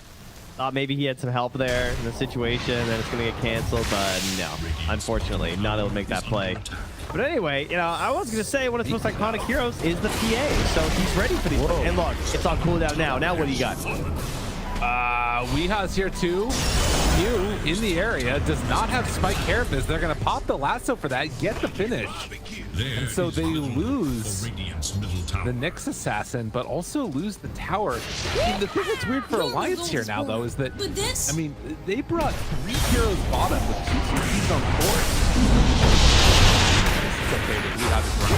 Well, it's not okay if Limitless also just absolutely blown up top though. Dodges the Starbreaker, but immediately into the cold snap, a kill, and now the urn charges. So that is a bit rough. So yeah, like you said, you commit a lot of rotations to the bottom lane, you still lose the tower, and this is a Phantom Assassin now who has to find a neutral item because that's where Nico Baby's gonna be. He's gonna be jungling. A lot of stacks, but very far away from a battle fury. Yeah, these are not for you. He's like, get out of my lane, Desire. You've had your time. I mean, Desire wants to farm here, but he can't. Like, Nico Baby needs me because he can't really go bottom against KP, so he kind of just has to run to the jungle. God, and already, I mean, Hyde is just in there, blocking up camps and immediately going to farm it and try and mess with Nico Baby. This game looks so hard for Nico Baby. It does, but Weehaw has tried to accelerate very quickly. He wasn't battling for the 10-minute rune. He just went and farmed a bunch of ancient stacks with his Bat Rider. So he already has the Boots of Travel and like, what, 700 gold right now? With that Tumbler Soy, he does have the potential to make some plays when Blast is up, so that'll be what they can get done. Tries to escape, but Q, he's on him, finds him for the finish. Quick moves from Talon, making good rotations. Nico Baby just has to jump away. AP was there with Hyde, and they put the pressure on this PA. Strange manner of he's never tried. And yeah, you don't really have a choice. This is the hero, right? You kind of have to farm this battle period and become that big oh my god. Damn, dude. Oh, there it is. Tutukalis gets a little bit of revenge for his team. He's going to pay for it. But you will take that one. Really messed him up there, huh? Unfortunately, Eidolon's still up, you know, even if Nigo's not, so a little bit of damage onto that mid tower. Go, baby. Not going to keep the push, though. That looks a bit. I mean, 23 Savage is the most farmed hero in the game. The net worth just off the charts at this point. And their structures against glyphing the wave, wants to chase. Big pull, gotta run, but the slow is there. And 23 Savage will be brought down. Got too greedy down bottom. Maybe mid, they can play a little bit of catch up here as Limitless just gets absolutely obliterated as they're taking the mid tower to boot. So yeah, that's a great play. I think like seeing that and then like, yeah, we don't have the Solar Guardian, so it's a bit crazy to be down here, but you are pressuring Nico Baby, still slow him down a little bit. You force the rotation of the bat, that keeps Weehaw out of mid. They get that tower, and losing the bottom tower was one thing, but now losing the mid tower as well. So Nico Baby's space to farm is just getting smaller and smaller. TPing now to that top lane to just try and find something, but that's going to have the cascading effects onto people like Weehaw, who want to be getting lasso kills right now while also farming up the jungle. Now it feels like he's more of a kill threat than a farm threat. True. Yeah, it's a tough ask to see how they deal with this. And Talon, they're ready to just keep fighting. I mean, it's interesting because, well, Observer Sentry combo. They did see this coming up though. They knew about this Vendetta play. Did they know about 23 Savage just solo killing Tutukalis in front of 2 of his friends? Weehaw's just chilling. He's like, I don't know what you guys are doing. I'm hanging out over here, waiting for my boots of travel to come off cooldown. Don't bring that evil to me. And is hoping for the TP to come off cooldown so he could just escape. Wow. Yeah, Talon, they turned it up for game 2. Saw game 1 and we're like, huh, that was pretty strong, huh? So the pick of the Enigma, 100% working, right? You know, I had my reservations. I was thinking Morphling. I wanted to see it with the shifts and the change. Felt like it was a really good Morphling game. They kind of like play it out, get Morphling big, and just like win at any stage. But just fast pace. Oh, Weeha. Not like this.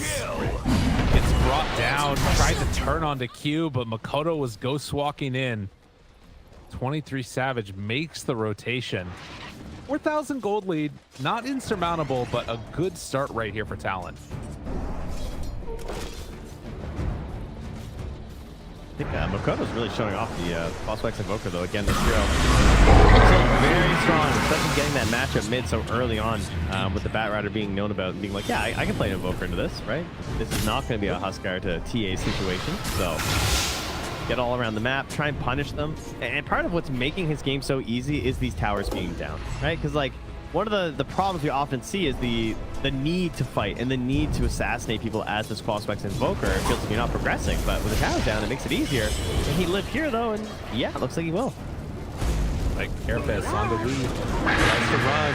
Enchant. Ooh, good tumbler sway. Oh, the bushwhack means they can't get any kills onto Hyde. He lives through that one. And now 23 Savage slowing down Ducalis. They're just streaming ahead, ready to battle. Oh, and breaks the TP up on the cliff. Poor old Ducalis, he can't get away. The stun strike's there. 23 Savage finishes him off. 14-7. Not able to find their footing here and see the path to a comeback from Alliance. They're just trying to get Nico Baby into something. They want to get him this Battle Fury, and unfortunately that won't solve all their problems. It's not like the item comes out and the game becomes simple. Still going to need a +1 item after that, and well, maybe a BKB too. If that's, I mean, I assume BKB will be next, but yeah, that was a little close. It's spicy. Limitless ran in, farmed up the enemy jungle, and now, or triangle rather, now runs through mid and is farming their dire top jungle as well. So he is finding farm when his team can't. Oh, double bounty rune. Nice. Hey guys, that's Centaur. And that one is pretty good. Man, I love that. Yeah, I love that so much. But in the end, I the tip or the Spike Carapace? The Spike Carapace. Like, Nyx has always been one of my favorite heroes. So like any time you can use Carapace, the hardest skill shot in the game. But when it becomes free on a hero like Batrider or Centaur, oh god, it's so funny. This is a really good pick. Panel called it too, talking about how solid it would be. And Danog was on it. Fluke, not so much. It's just like, I don't know. You know, wrong again. Typical host behavior. Unbelievable. I want it now. Calling him out like that. Well, 16 minutes, and the game is looking all Talon right now. Alliance just not having a avenue right here to sort of get their feet under them and try and take this back a little bit. It's all gone downhill, Trent. Yeah. Oh, the Hurricane gone downwind. Spike Carapace again. Full combo. Limitless just wants to play some Dota. He wants to be left alone. Come on, Spike. Chase, this is what you get for not building the cart last game. Ducalis chases in, tries to find him. Stun is there. Another hero biting the dust. 23 Savage goes down. Or rather, kills Ducalis. Unstoppable. And still more going their direction. Yikes. Yeah, he was just like dying on the side there from the vessel. Radiant are scanning for Oh, enemies. Blink Dagger even done, as if this game wasn't hard enough. Now Weeha can't even get the comeback kills. Like, he's still a recipe away from BKB, and Nyx Assassin has Blink. The game's unplayable for Batrider right now. Nico Baby. Nico Baby. Oh, slow impending doom coming his direction. They've already taken down the Hoodwink, the solo black hole. Ducalis, he couldn't stop it. It didn't matter the winner's curse. They give him the tip afterwards.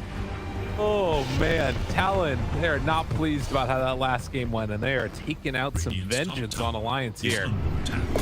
Well, Ducalis has drives lines. He says, push waves.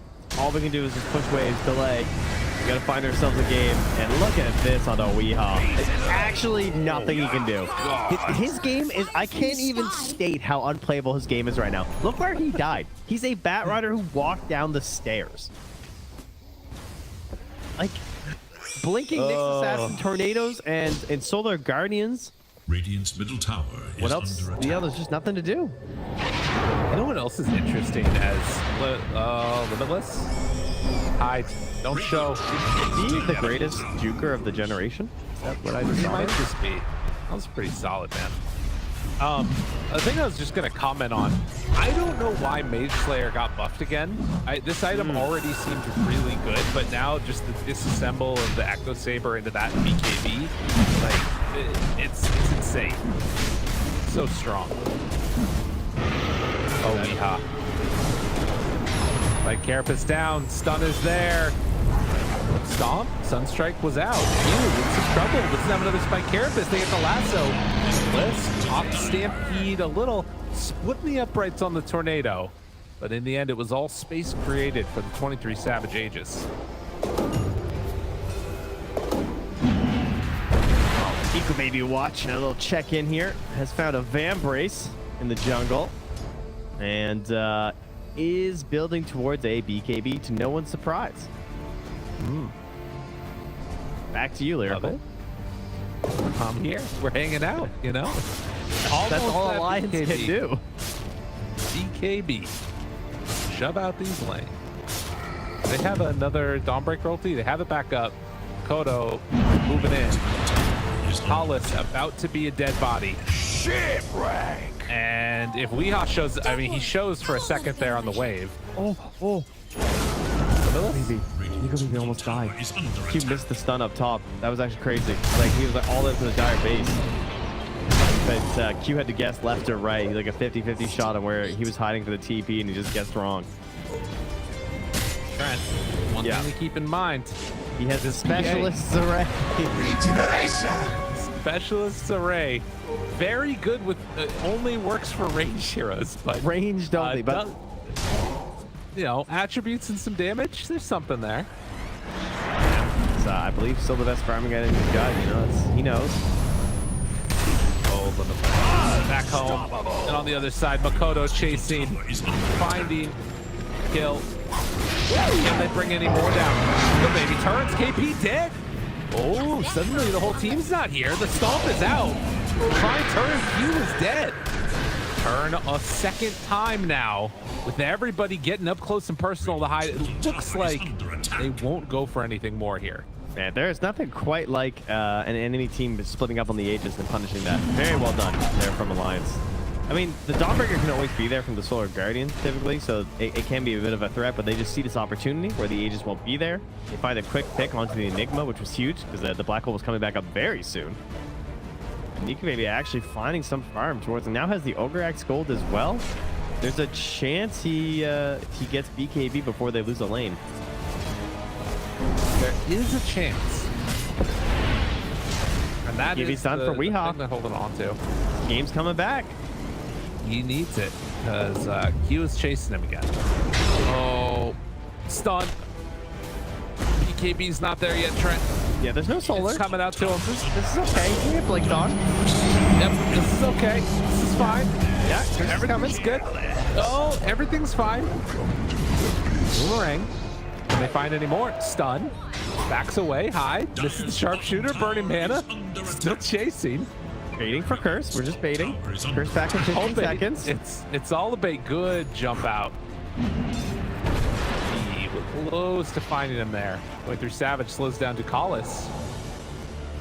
Does he go for any more here? All right. He's in the face. Okay. All right. Relax. Collis might be in some trouble. Yeah, a couple quick punches. Winner's curse onto nothing. Oh, it feels kind of bad. Oh my god, they're going for more. Menacingly. He's taking so much damage from freaking towers. They buy back on the Wyvern. 23 Savage still having that Aegis will not be denied here. They do bring him low, but isn't enough for the finish. Walks in, Weehaw just getting dismantled. The Guardian looks for the turn. They have the lasso onto Makoto. Tries to bring him down. Nico Baby, they're stunned. They find the kill on the Invoker. 23 Savage baiting his team into a terrible situation. But will it matter? Can they get out after the fact? The BKB used, they jump back in. Now turns to find Collins. 23 Savage is a madman. Still 50 seconds. Misses the stomp because of the BKB from the Shard. 23 Savage finds another godlike. Just nowhere is safe. That is how you use an Aegis right there. That was so nasty. This vision, he has used it again. This ward-centric combo is just doing everything. He has so much confidence just up. Blink. Radiant's bottom tower is under attack. That's so good. Unreal. This is some impressive stuff from Talon here. Wanting to put the finishing touches on this game, and if you're not careful, you might get blinked on again in a second here, Nico Baby. I want to see him jumps in, finds them both. Radiant's bottom tower is under attack. But we'll back out as the Aegis is going to expire. 8 seconds. Talon will take a good chunk of damage onto that tier 3 and then back out. But hey, you could maybe got a BKB before they lost the lane to Rax. That's something. True. True. Only 12k. The lead hasn't grown by that much in the time span. Like, considering how far behind they've been, I feel like Alliance have done fairly well keeping these lanes up. Great smoke pop attempt there from Q. Does get it as well. But I mean, they had an ob-centric combo, so wait, did they smoke? Am I crazy? I think they did. I'm not positive though. Either way. Either way, they did not find anybody. Goes in again, but sentry's down. Can't find a latch onto anybody. Ooh, and Olympus picked up for Hen. Haven't seen the little friends picked up yet. Yeah, I keep checking, but it's, you know, it's not that great this game. I get it. You on Nico Baby's tail. Sun is there. Oh, my dear. That's a taunt. This has been one of the good answers. Limitless there for the stun for round 2. They find the bash, but the Lotus comes out from high. That keeps him alive. Turns now. Weehaw, he's got to run. And Limitless is just going to be brought down. Makoto lays him right at the end there. That was so close, though. Just barely getting off the BKB. Nico Baby to keep himself alive. Great curse there from Ducalis. If they hadn't been able to turn out a 23 Savage, though, that would have been so huge for them. He's 12, 1, and 11 right now. Like, they need this kill. They have been dominating so hard, they still have a neutral item to find. Because they haven't been in the jungle. They've just been killing Alliance. True. It's kind of wild that that's the state this game's in right now. Got, like, freaking load, or no, around the Makoto now. Tomato, lift up, Toto, breaks the link in, Sunstrike, the timing! Oh, Desire! 20 HP, barely surviving. Hollis, Savage is right on top of him, moves on in for a couple swipes. And he too will go down on the Wyvern. Nico Baby's just at the Ancients in behind them right now, trying to find something. As vision of KP coming through. Surrounded on all sides. They want to stop it. Bushwhack. Nico Baby gets away. Chasing 23 Savage. Smells blood in the water. They move on in. Get the break, but no, it's not enough. Tornado. KP was already used. But he's still trying to escape. The rest of his team is dying. And it won't matter. Weehaw did not have his BKB back up. Oh, it was so close. Now Limitless found and poked. The Carapace right click. He's just gonna die. A long TP. All right, that was so long. 6 seconds, the nerf that it got, but they still have their sights set on him. No mana to get out. Does have wand charges, but despite Carapace, he just doesn't get to play Dota. 1-8-5 on the poor old Centaur. The pains of not building the card before is, well, maybe. Kodo, great protection, they got it. Has to run, nowhere left to run. Kodo goes down. Huge kill. Absolutely massive. They actually gave it to Nico Baby too. Oh, he needs that so bad. 500 gold, 841 XP. He just needs a damage item, you know? Desire. Don't kill these creeps. Tower is under attack. All right. That was the pole bear. They're tier 3 that can save this game. Ooh, good grab with 20 Savage. As the Deso done though, when he comes out, the damage is going to be insane. If he does. Go for it. Whoa! Heal! Luminosity!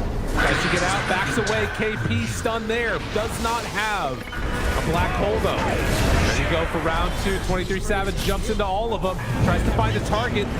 Links in. Does he have anything else? No! He's done!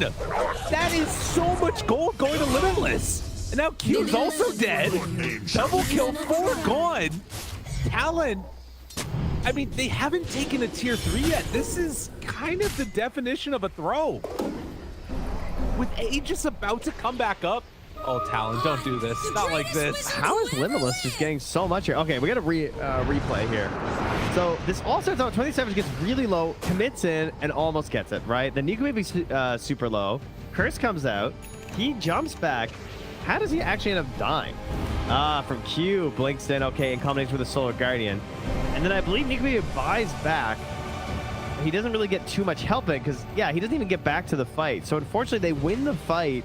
I mean, maybe, yeah, no, they definitely didn't need to buy back there. But then again, he's out on the map, he's farming. It's not going to matter that much. But unfortunately, the main thing is that he doesn't get the kill bounty. Because that's what he needs, you know? And I mean, you're still so far behind.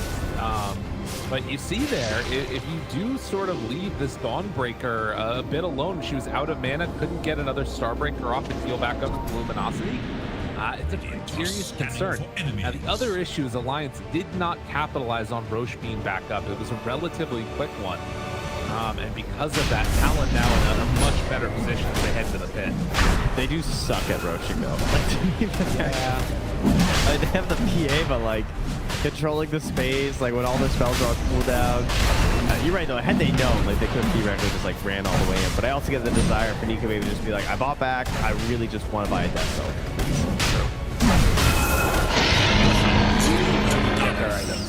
He's so close. He's 70 gold away. All right, kill the camp. Desto gonna come out. They are all smoked though right now. He gets a Cloak of Flames. Not what he's hoping for here. So in. Black Hole's ready though. Q is there. Misses the stuns by Carapace, gets the second stun. Lasso pulls back in that Nyx Assassin. Doesn't have enough damage from 23 Savage. Tries to jump forward, find the Nyx. Every spell wasted.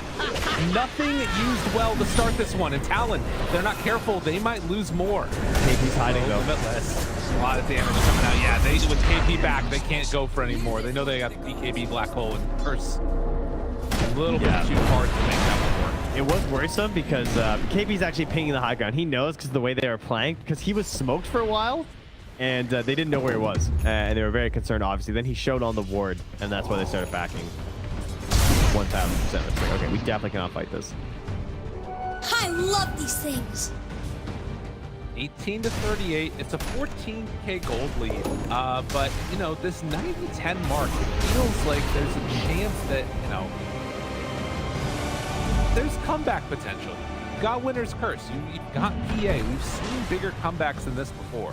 I mean, this is 90-10 based on not doing things they just did before when it was like 95-5, right? Like, yeah. This metric is based off of optimal Dota play, and I don't think Talon would even agree that they were doing that. I think they know that they kind of clowned a little bit there, like looking for the W. You know, like they're so far ahead. If I hit this, then we're fine. Game's just over. But I have to be a little bit more conservative. Hollis not gonna drop. You're nothing. Does have buyback if you get tested. No, the other thing that we haven't really talked about that much was these Black Bear creeps when they come in. That's a nice chunk of gold for the entire team. Normally you have this funneling thing that happens. Not yeah, so much. That is kind of weird. Everyone hurry, there's a flag bear. Get together. The last hit it. It is an interesting idea, though. I mean, I would definitely run into those as a support player, 100%. Yeah, a good amount of gold at this point. I feel like, I don't know. It's a very weird idea. I like them in that regard in terms of like helping to push the waves. Like you need like full commitment to kill the wave and stuff with like the HP regen and everything. I don't know. That being this gold to the high ground team is kind of interesting. feel like maybe that should just go away after like 20 minutes. Okay. I want to punish them in their base.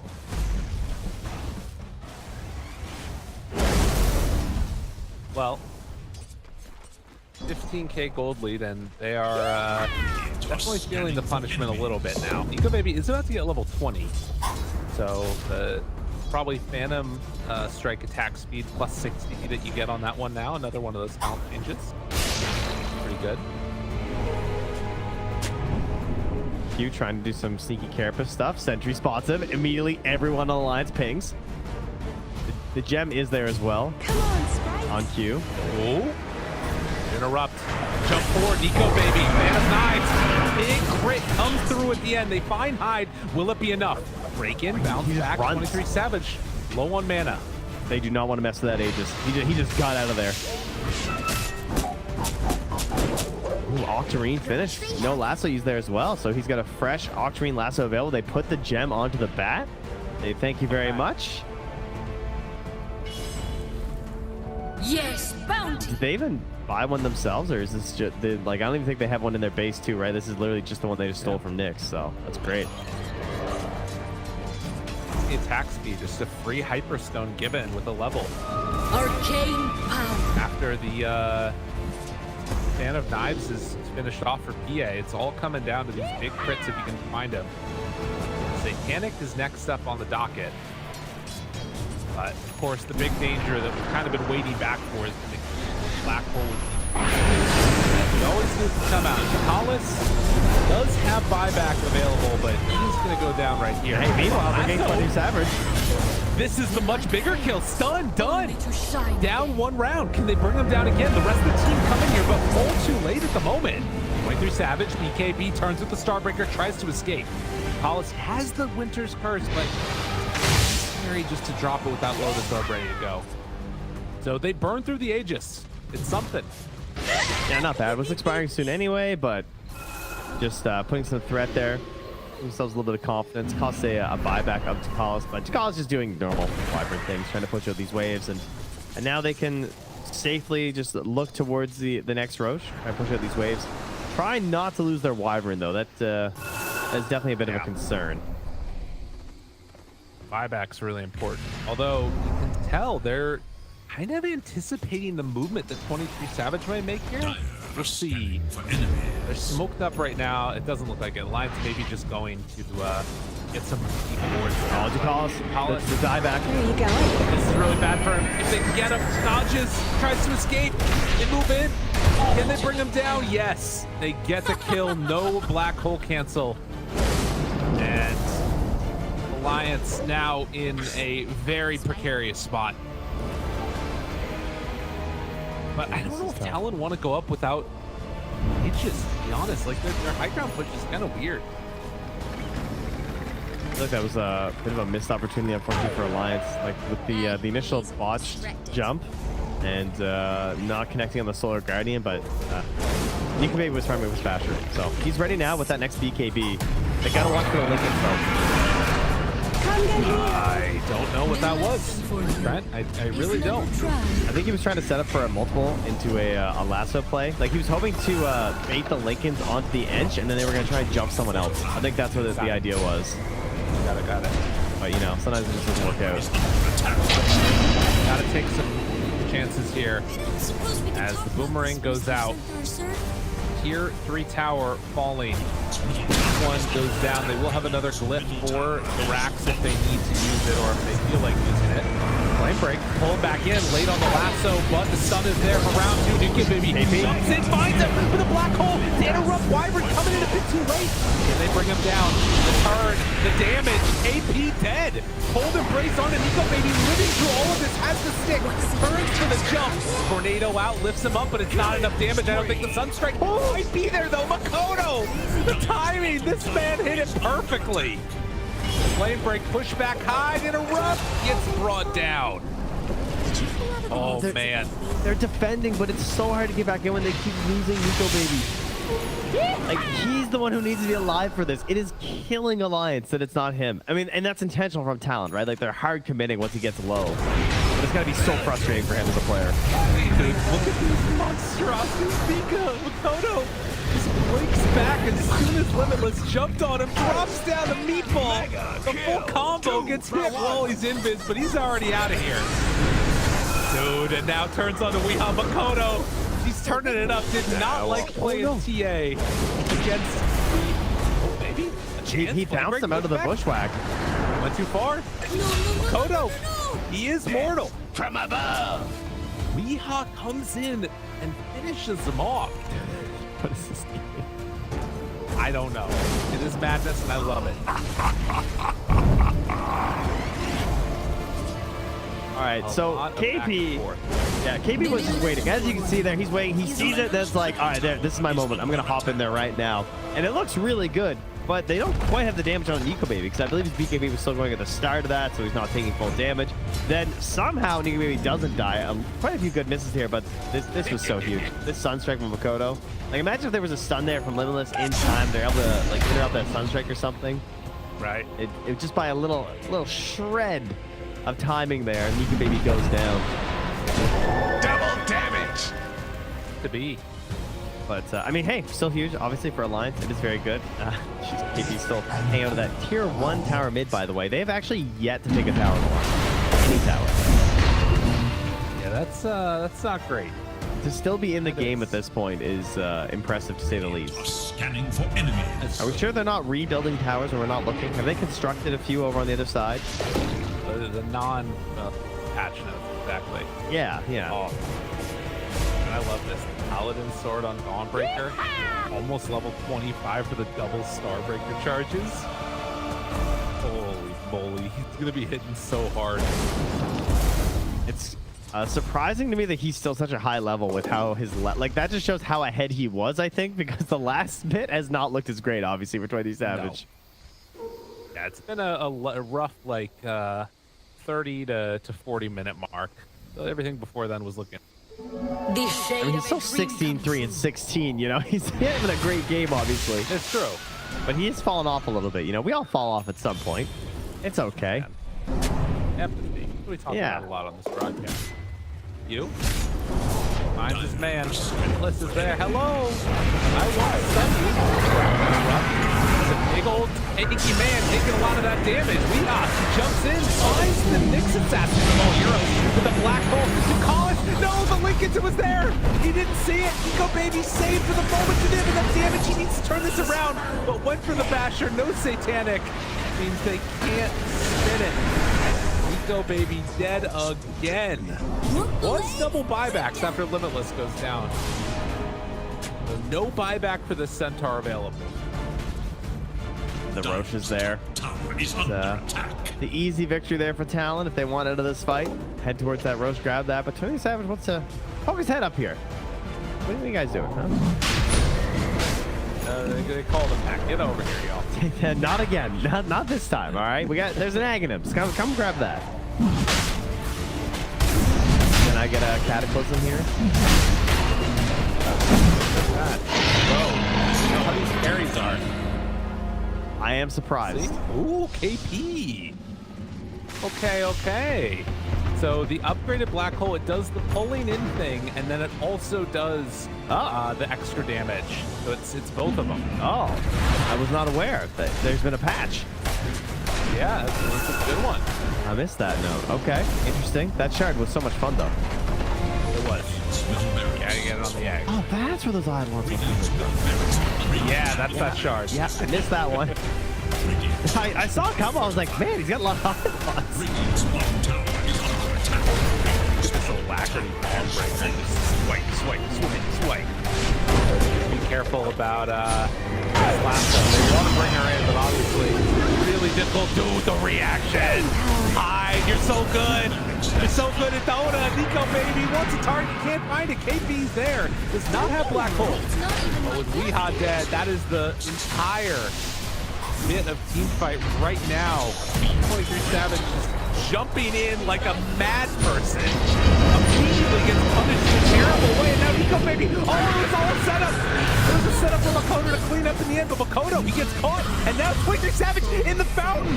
Why? Why would that happen? Not like this. They slow them all down. Can they find any more bushwhack? Baby wants a target desperately, but you ready to turn. They have the sentries down. They see the Invis hero. He's never tried. And a big creep wave up top will draw their attention for the moment. He bloodthorned himself. I think he bloodthorned the Lotus, and then he got back and took 2,300 damage from the Fountain. Not great. Whoa, big break, big damage. Big missile. All right, 16 HP. Q, living. That's pretty good. That's every one of those branches in the magic wand helping him right there. Like, actually, that's dieback right there if he goes down. Talon, well and truly having this game in the bag now, barring some type of a miracle play. Hey, but it's 23 Savage keeping it interesting. I tell you, it's a Phantom Assassin, you know, it's Nico Baby. I've seen him pull out actually worse games than this before on this hero. It is possible.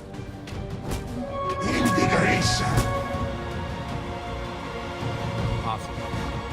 We did see just the other series with Thunder Awaken, some Pakaz PA with the Rapier. Maybe we get something similar here in a few.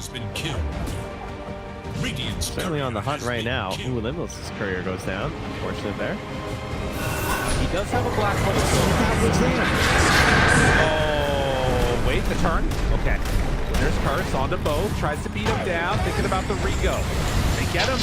Break onto one. Big stun for Q. And they take him down. Second black hole for the shortest amount of time possible. But ensures the kill onto Nico Baby. Dead for 2 minutes. And Talon, they're going to run down these lanes as the rest of Alliance is gone. That might just be about all she wrote. They want one more kill for good measure. They get to Weehaw. Doesn't look like it. Baby's dead to me. He killed the courier with the eggs. He had gold for point booster. He was moving over there. He killed the centaur eggs. No. We almost had the chariot. In the moment, man. I don't think it would be very useful. I mean, is that probably? Yeah, I guess you're right. Yeah, maybe not. Maybe you have like staggers flying from the chariot. Radiant's middle tower is under attack. Wow. A very... That's right. 40K approaching net worth lead at 45 minutes in. Talon, turns out when they get a good laning phase, things start to look better. Side bet. Does 23 Savage go on the fountain for the game? Yes or no? 100%. He's going in. He's ready immediately. The only case we've done is if all the heroes are dead first, or if they GG out. He's in the fountain. Right away. That counts. That counts. GG is called as Talon take the victory, even up the series one apiece. That's the action you love to see. So it fell apart a little bit.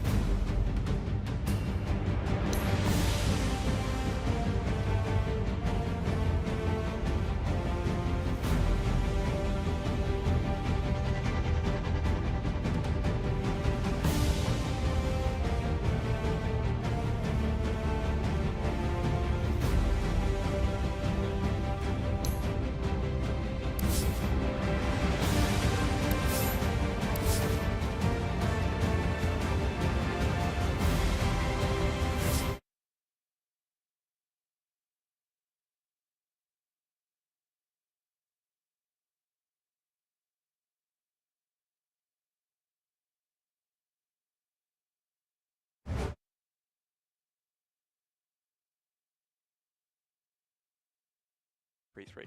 W33, sorry, I didn't mean to mispronounce your name, W33.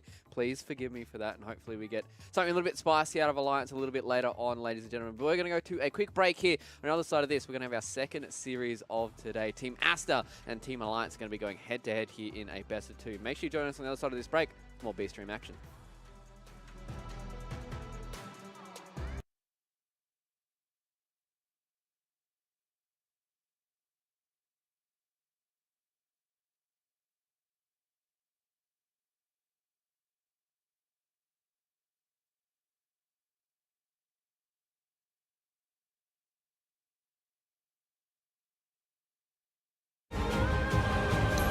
It is the second day of group stages here at ESL One Malaysia.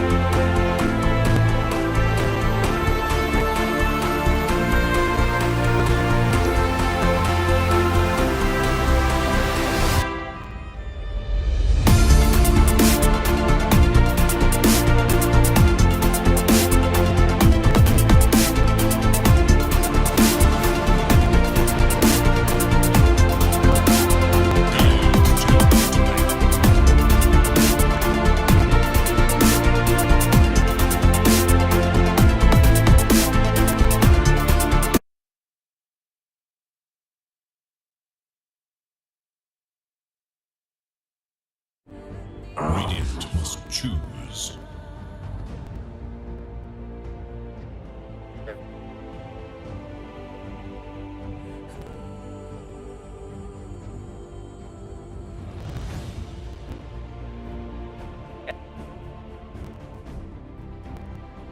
Seconds remain. 5 seconds remain.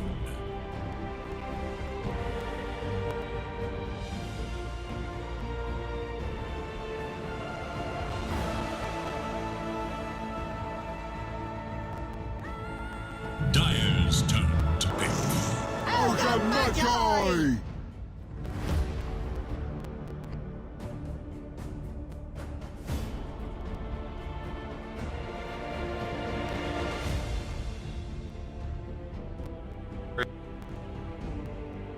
10 seconds. 5 seconds.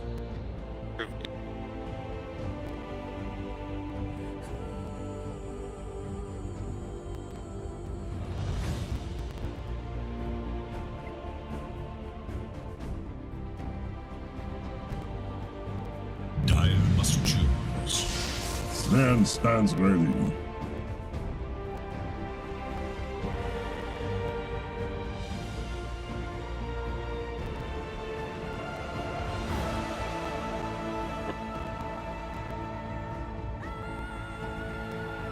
Seconds remain. Radiant's turn to pick. Visage.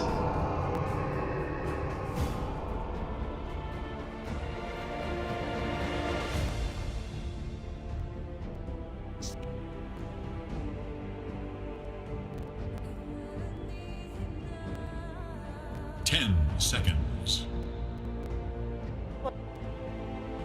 5 seconds remain.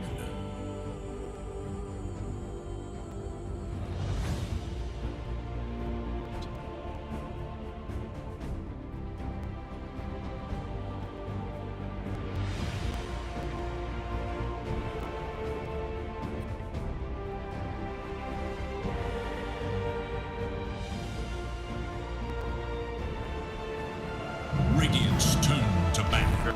Templar Assassin.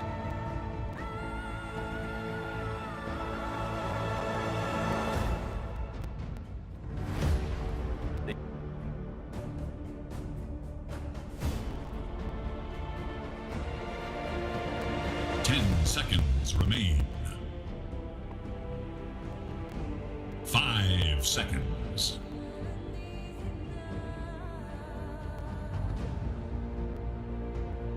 It's like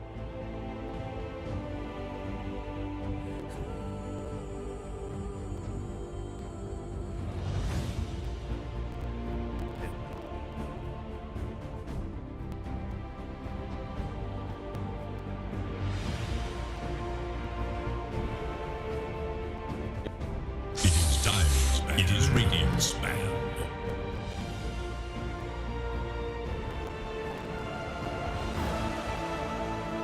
Sure.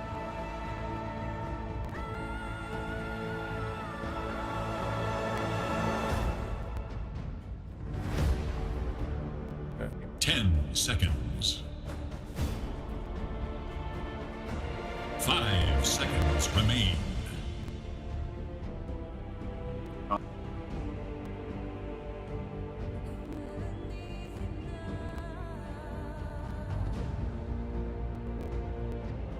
It is Dire's ban.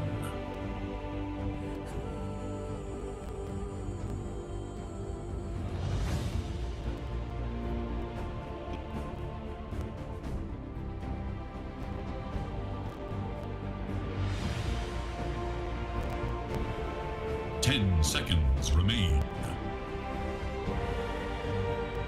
5 seconds.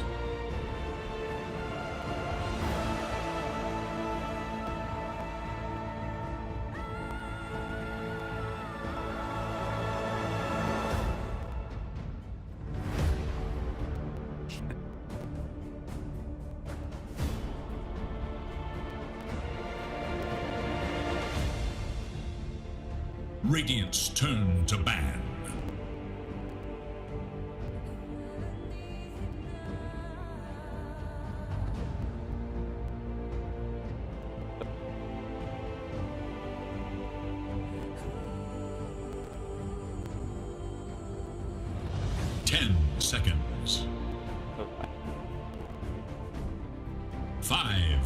seconds remain.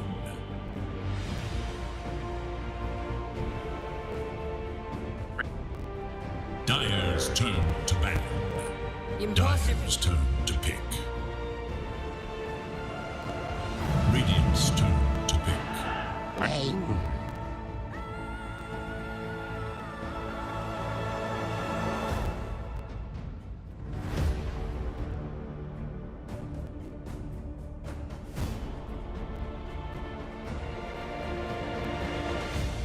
Seconds remain. 5 seconds.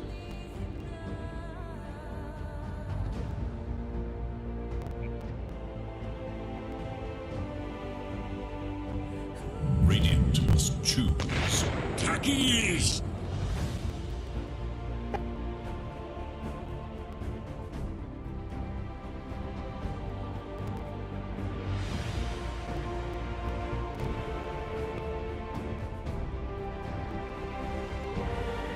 Seconds. 5 seconds remain.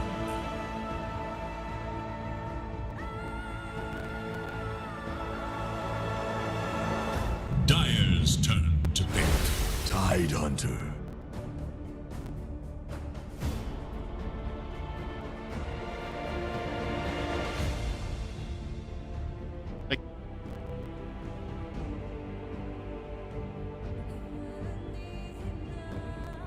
Seconds remain. 5 seconds.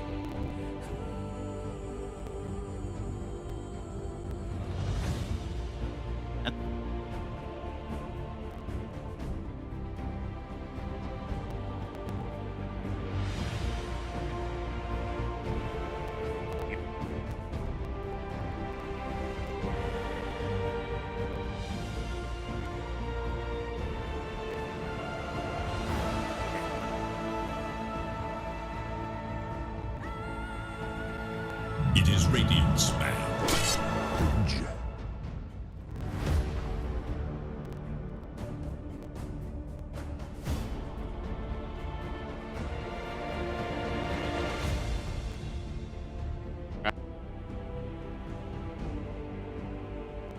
10 seconds.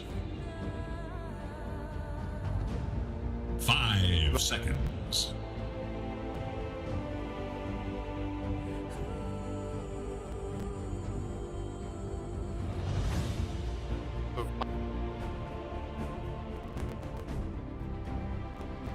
Dire's turn to ban. Radiant's turn to ban.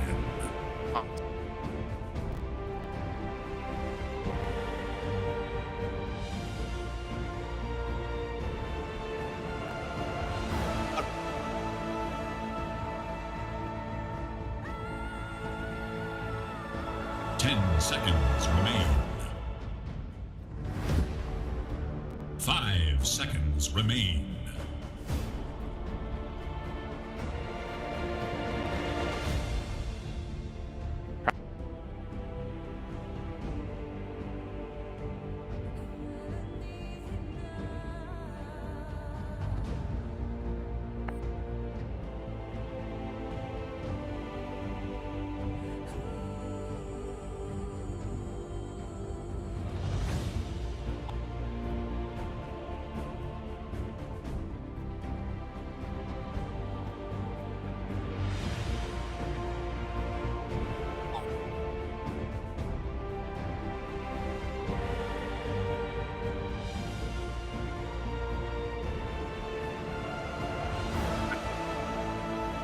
It is Dire's ban.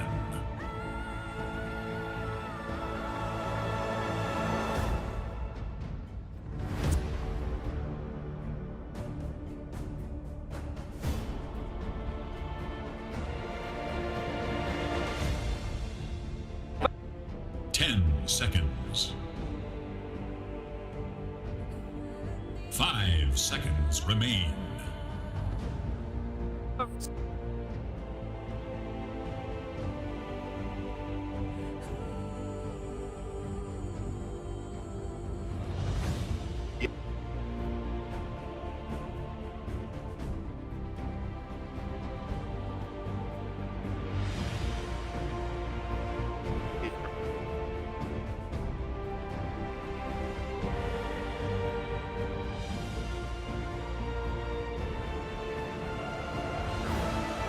Radiant's turn to pick.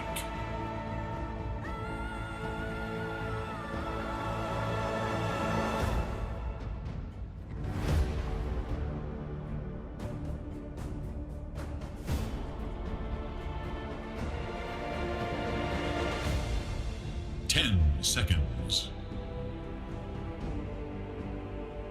5 seconds. Dyer's turn to pick.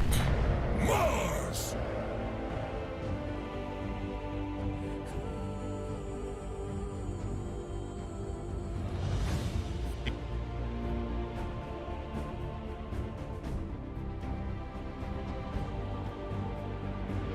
Seconds remain.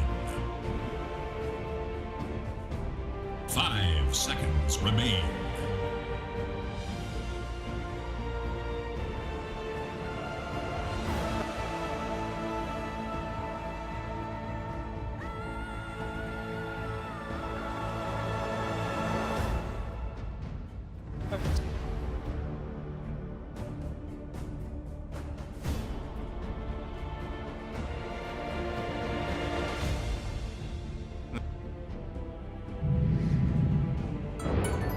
Spirit. Who will enforce your will upon the battlefield today?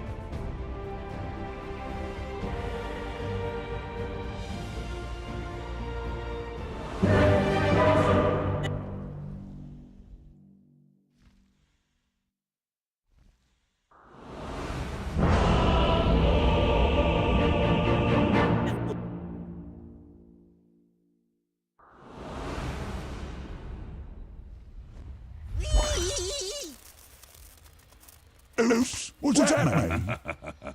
Now you're fish food.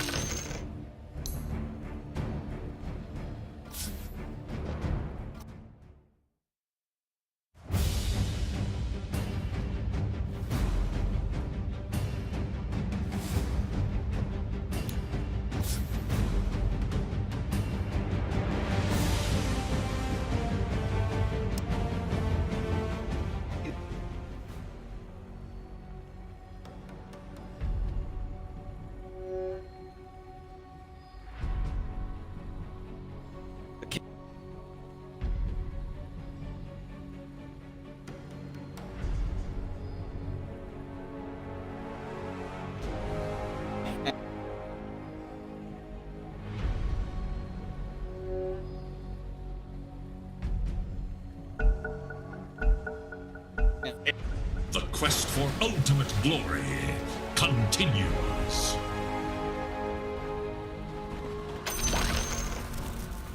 Вот там. Ну да, я ему писал там, ну там надо было кое-что, именно такие механические детали уточнить. Я посмотрел, действительно, у нас последнее общение было 2 года. I saw that ending from miles away.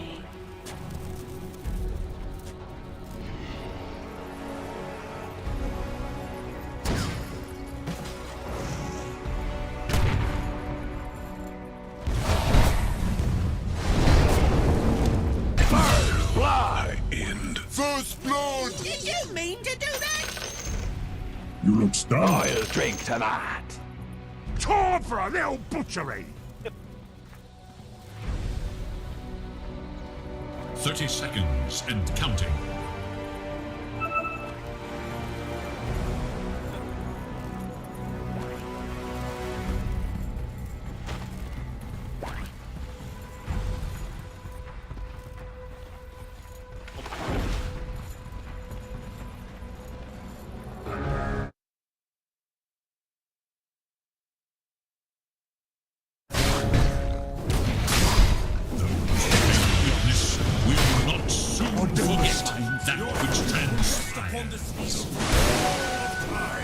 A monument to my victory!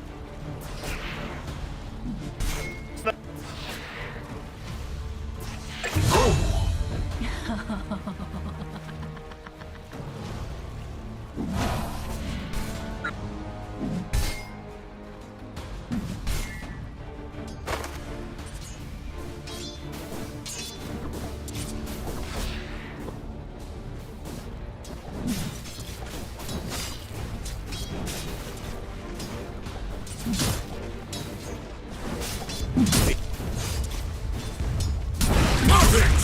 Of course. Soak it in!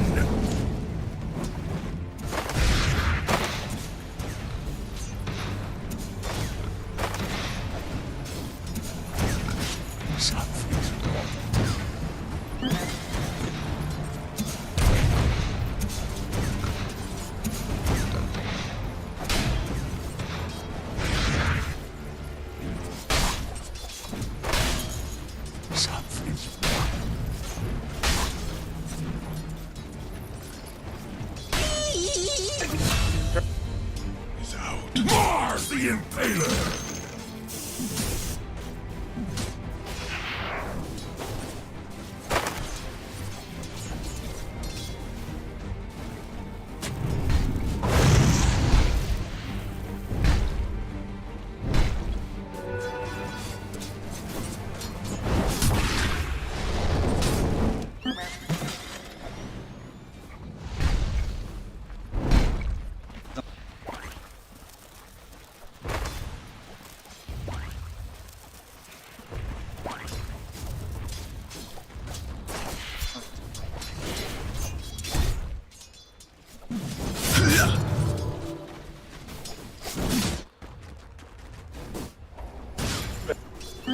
So much meat, so little time.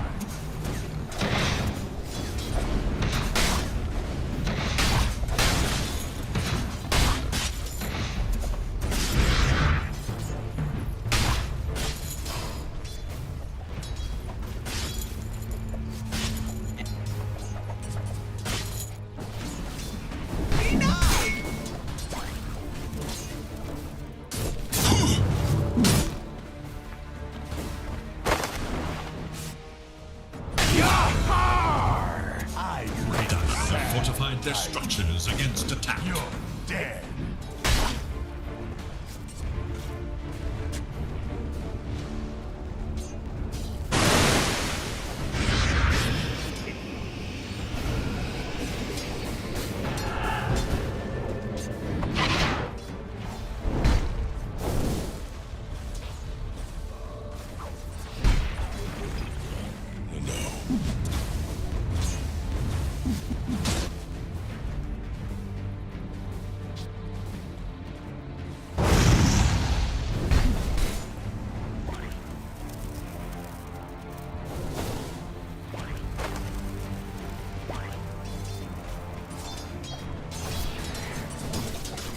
I deny you.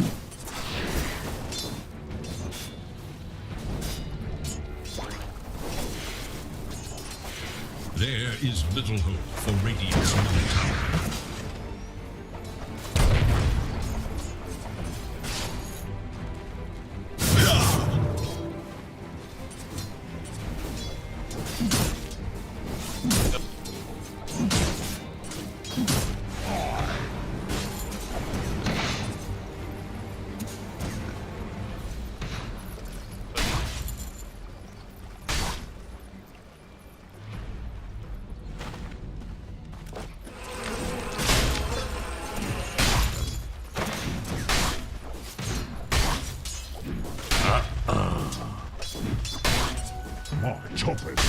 Shaw.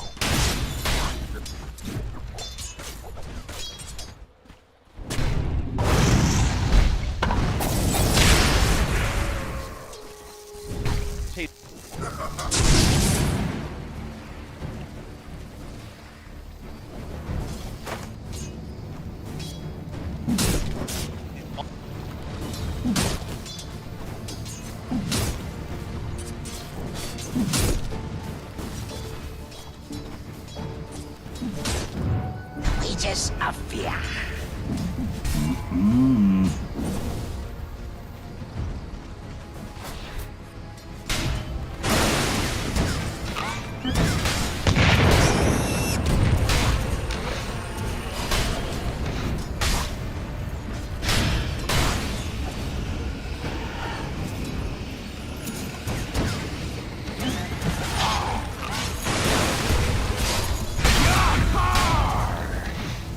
Structures are fortified.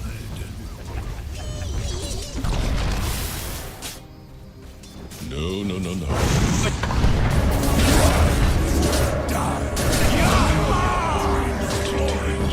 What do you know? Not much. Invisibility. Dire's top tower is under attack. You look ravaged. What a bounty!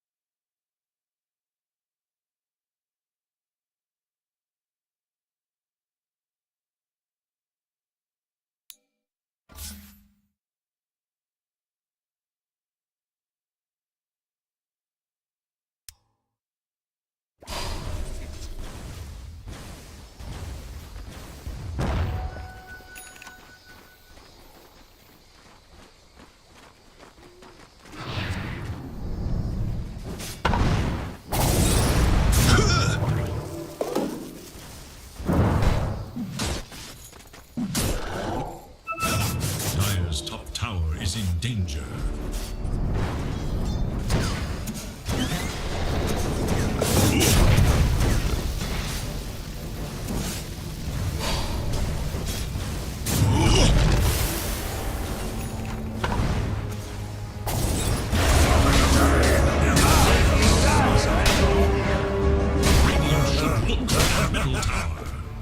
Dire's top tower is under attack. Dire should look to their top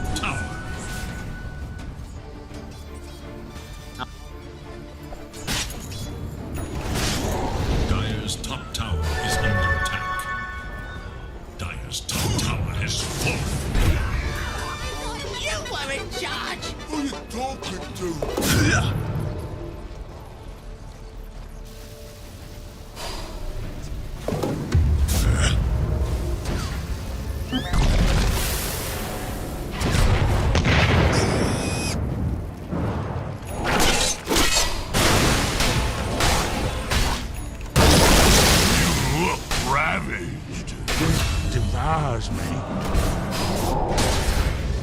That was a burn. So that's how it is.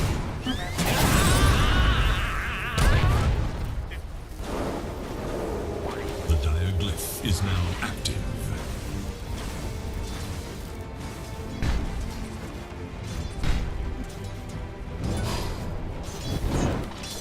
Dire should look to their top tower.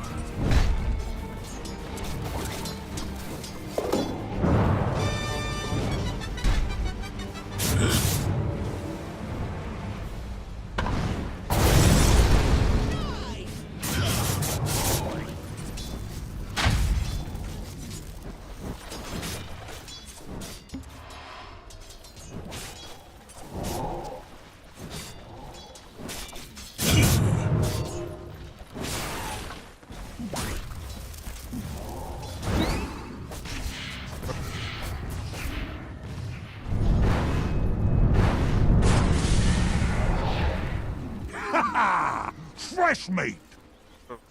Radiant should look to their bottom tower.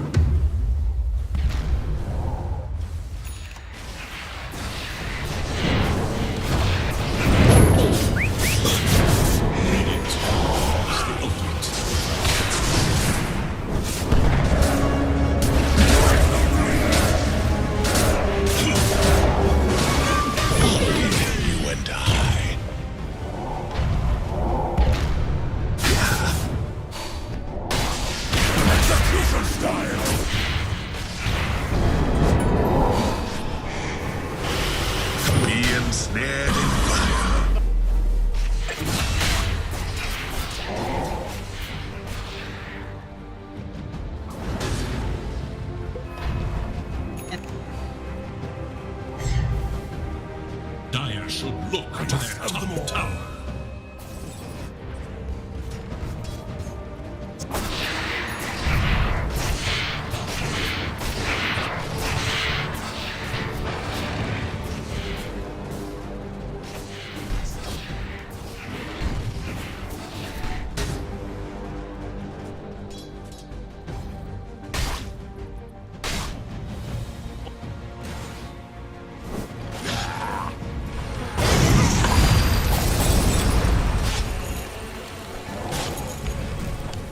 Should look to their bottom tower.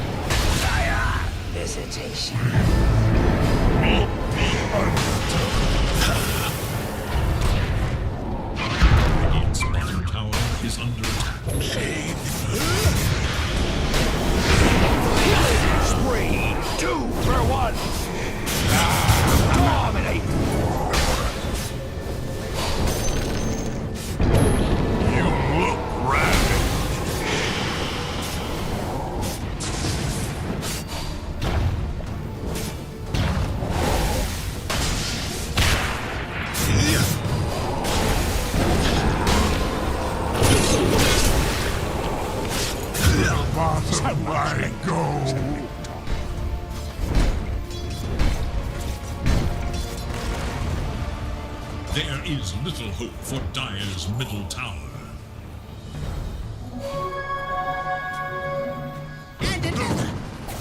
Dire's middle tower is under attack.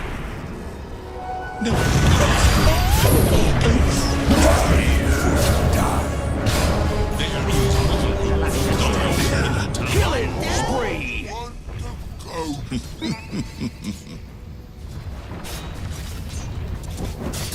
Dire's bottom tower is in danger. Behold my searing gaze! Dire's bottom tower is under attack. Was well done. You look ravaged.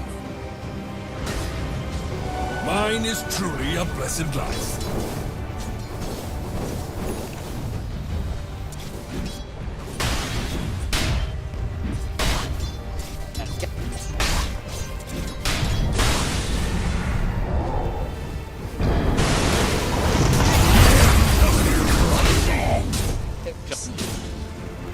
My nightmares evacuate.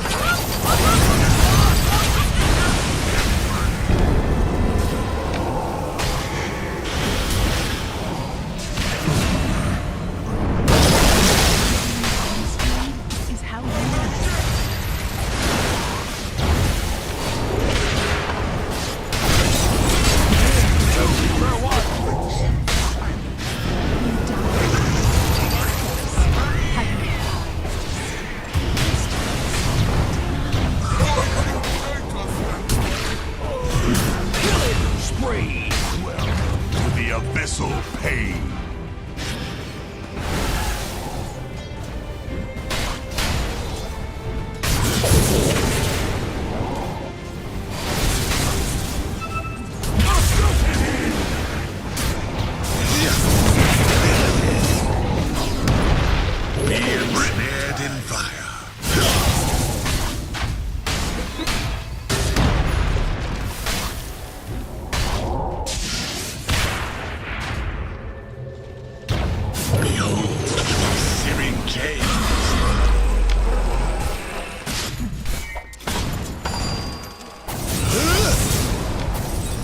much meat, so little time.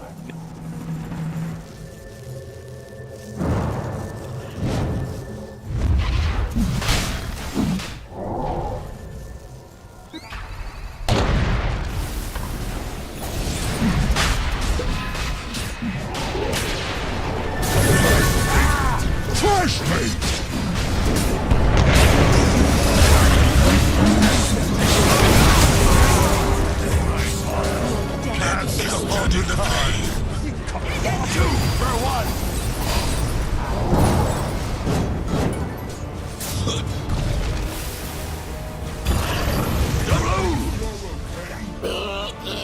Me neither.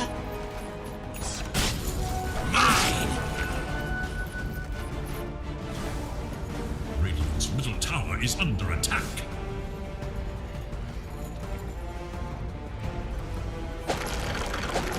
Never refuse gold given.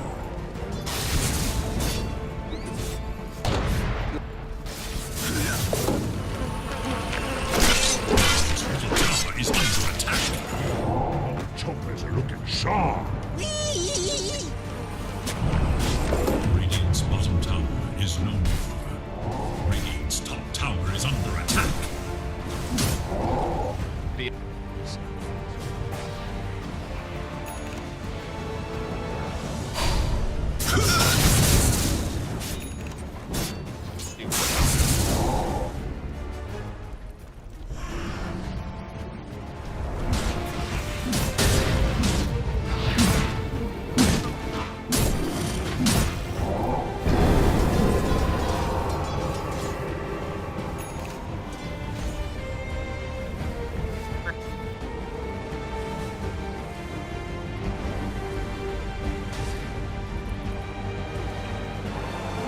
Flames will spread thrice.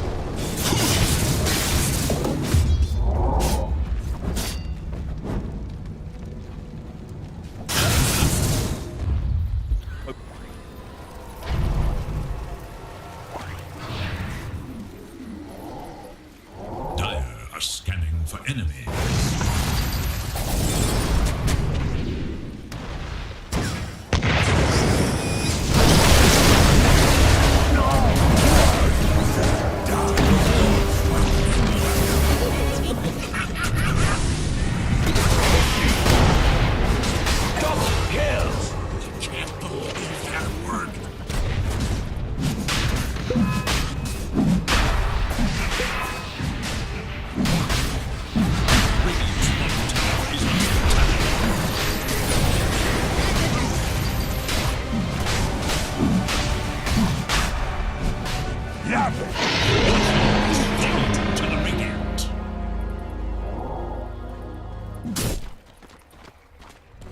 What a bounty!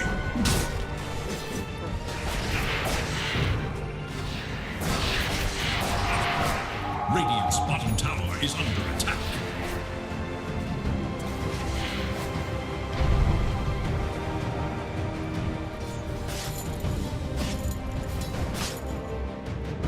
Dire's top tower is under attack.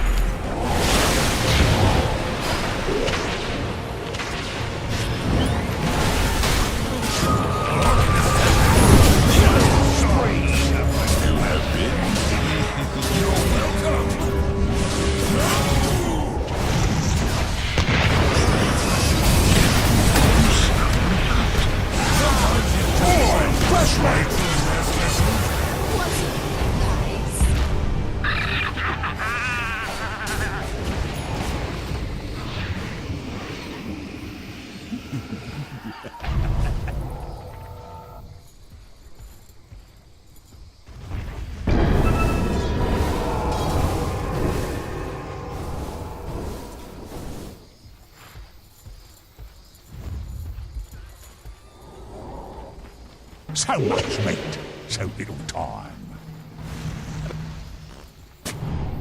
Dire's top tower is under attack.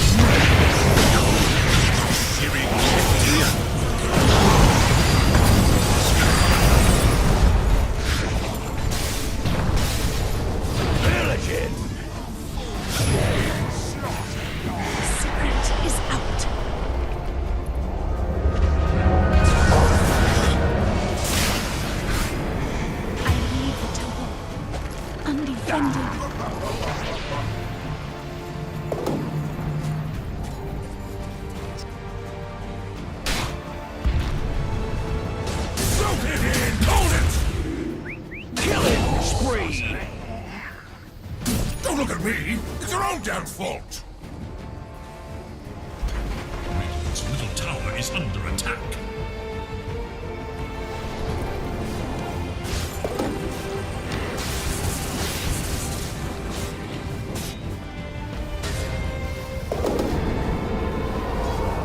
Radiant's middle tower is no more.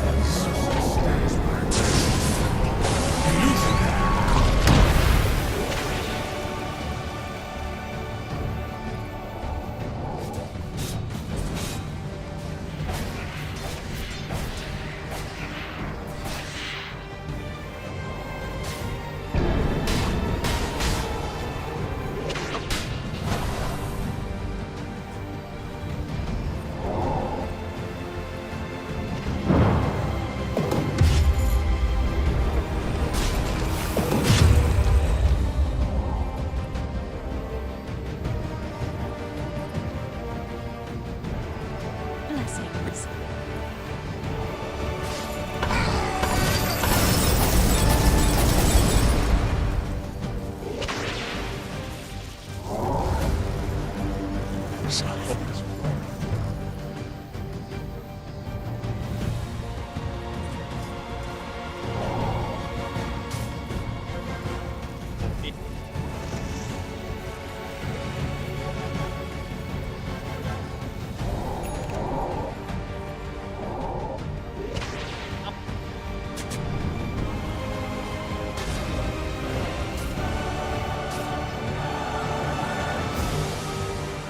My choppers are looking sharp.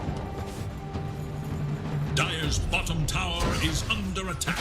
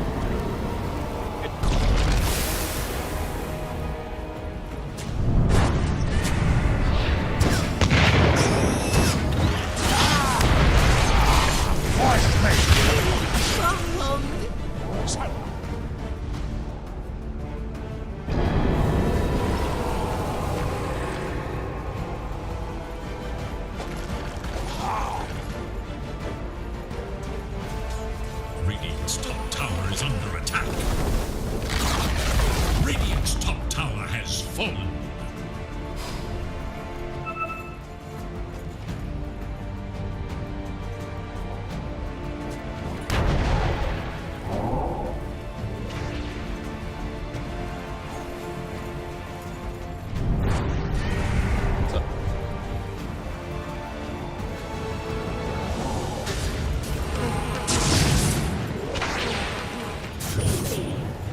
My choppers are looking sharp.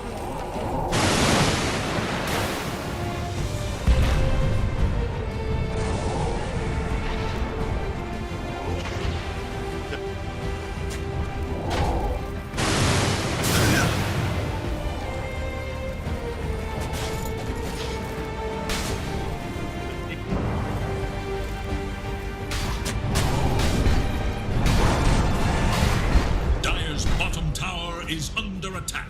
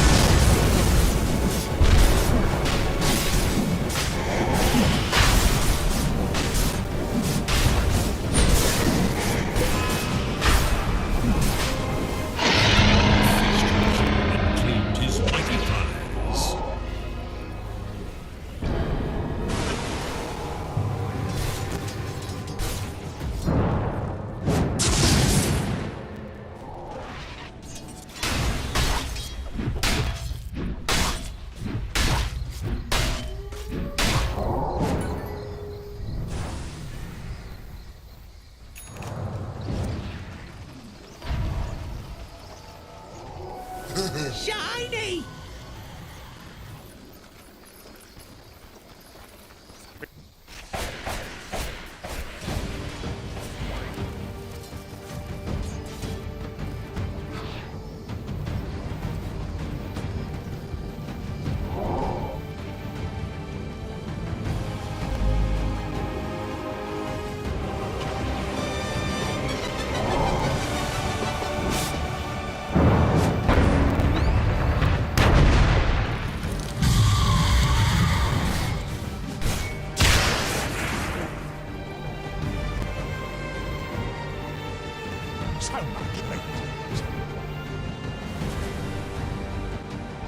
Dire's top tower is under attack.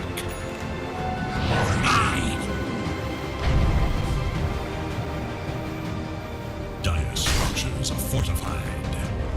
Dire's top tower is under attack. Of regeneration. Mega kill! To oppose me is to deny death. Radiant's bottom tower is under attack. Radiant's bottom tower is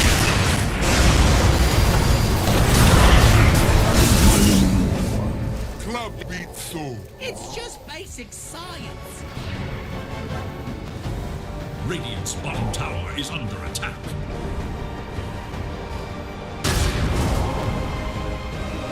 Dire's top tower is under attack. Dire's tower is under attack.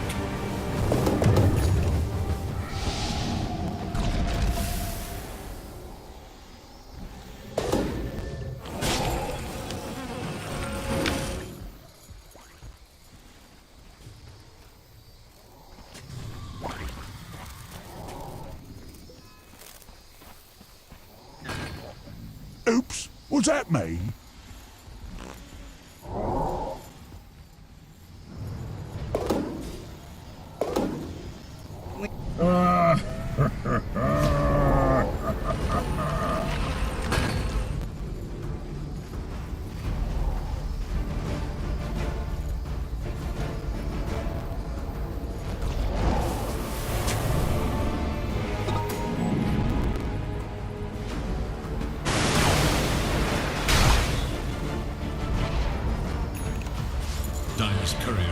kill.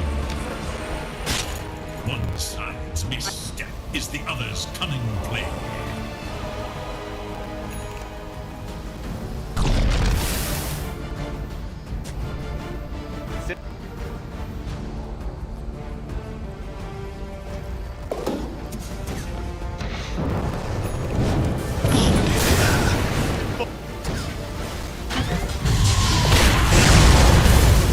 Dire's bottom tower is under attack. All lives must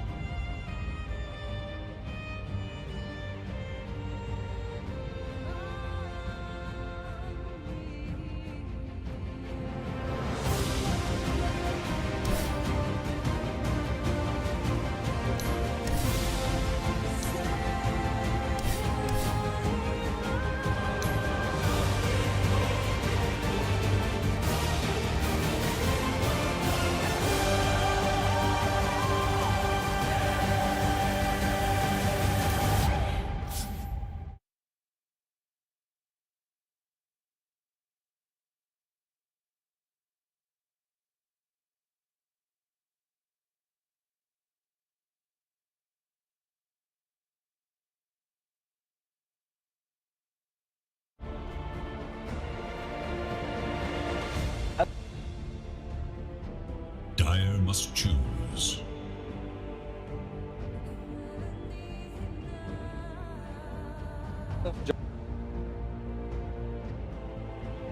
Radiant's turn to pick.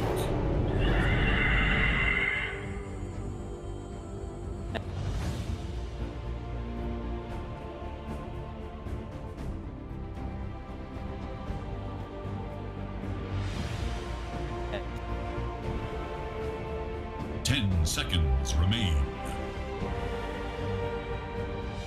5 seconds.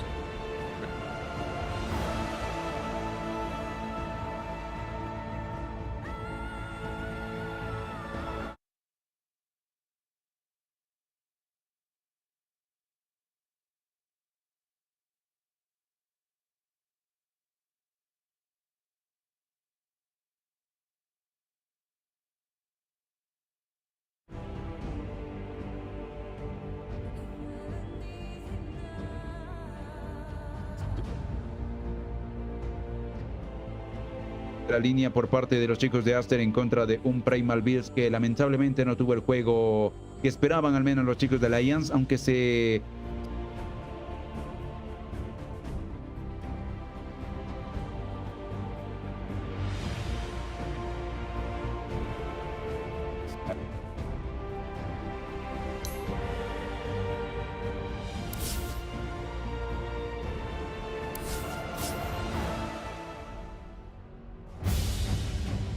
Dire's turn to pick.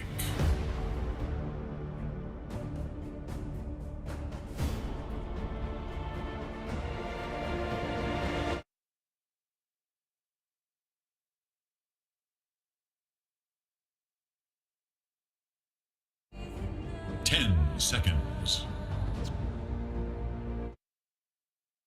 5 seconds. It is Radiant's ban. Pudge.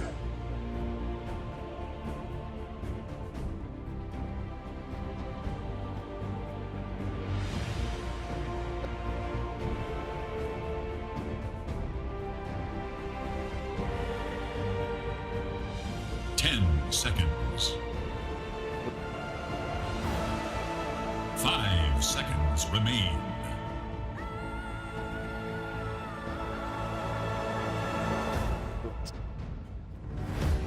Dire's turn to ban.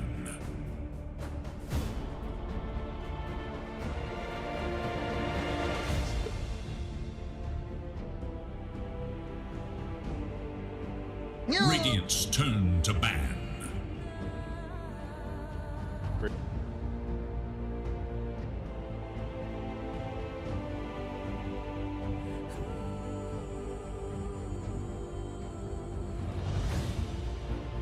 Do it. 10 seconds remain.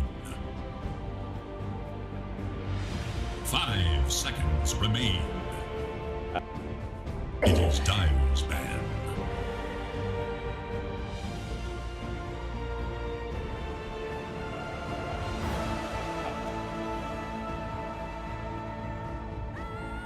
Radiant's turn to pick.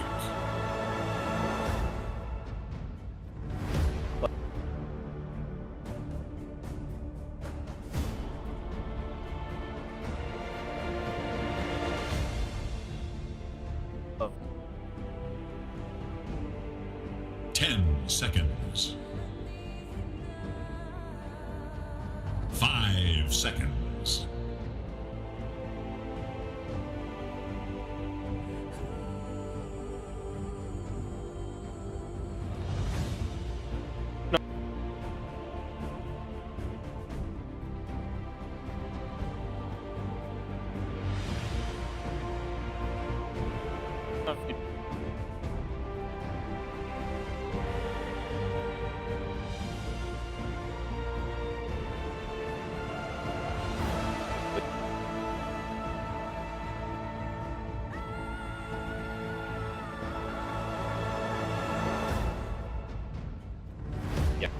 Dire must choose.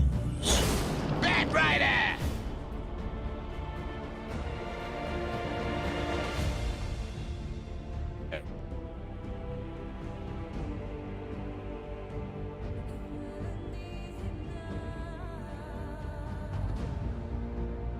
seconds remain. 5 seconds remain.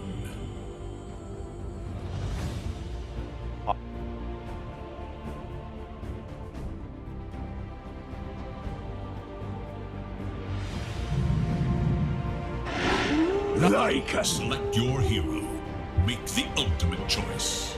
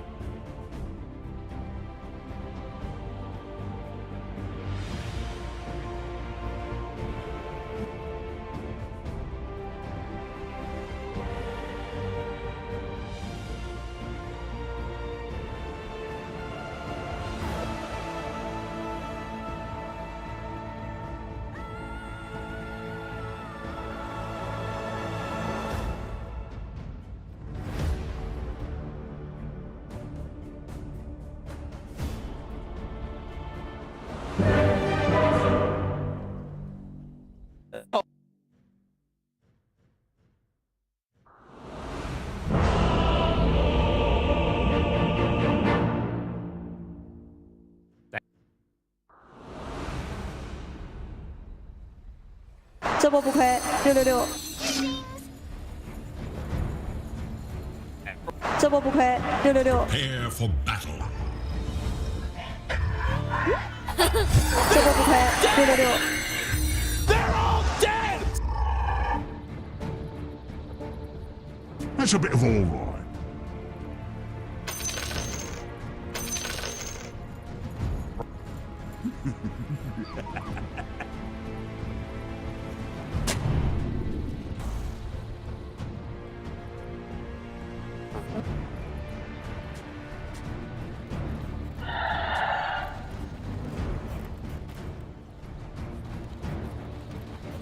Go.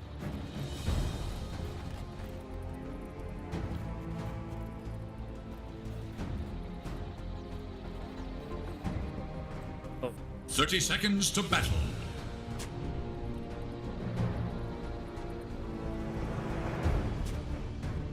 Just as I envisaged.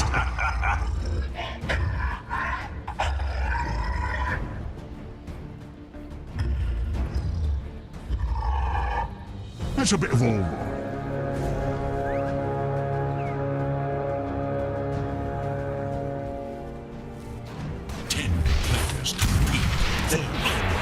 glory.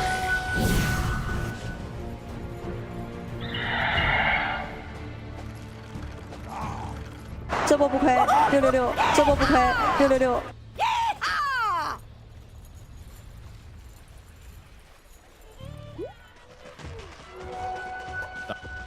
这波不亏，666。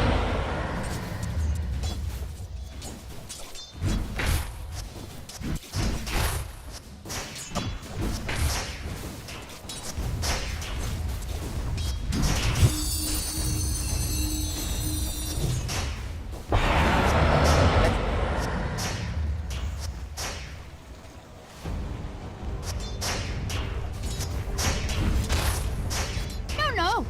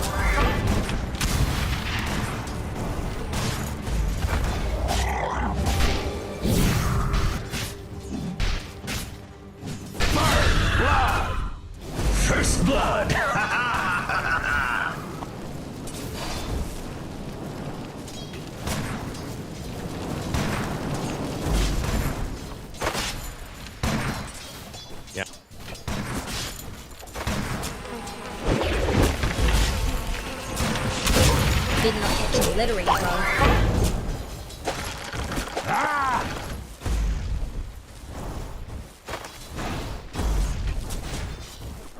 Esto nah.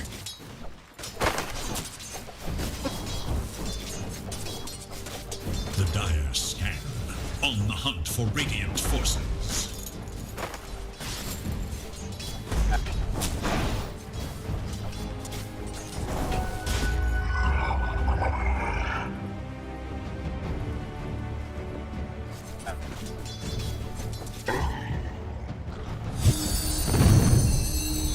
Radiant's courier has been slain in cold blood.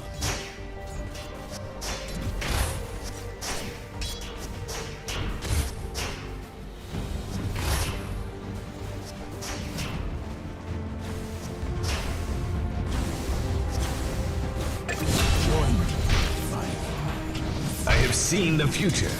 You're not in it. No, no, no, no, no.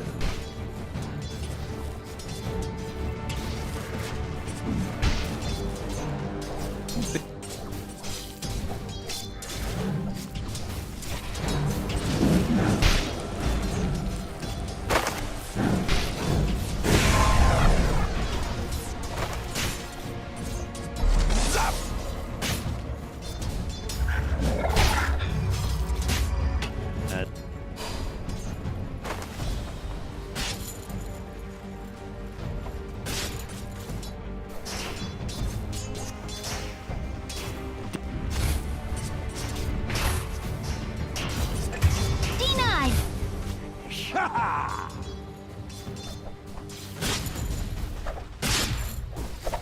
Radiant glyph is now active.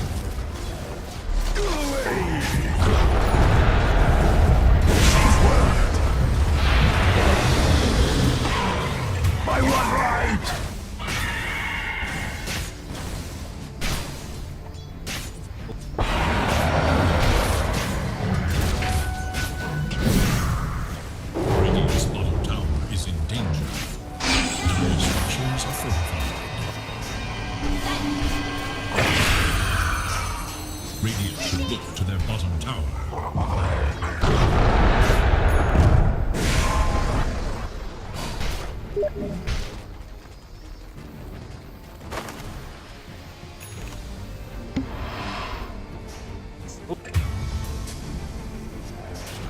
Radiant's bottom tower is in danger.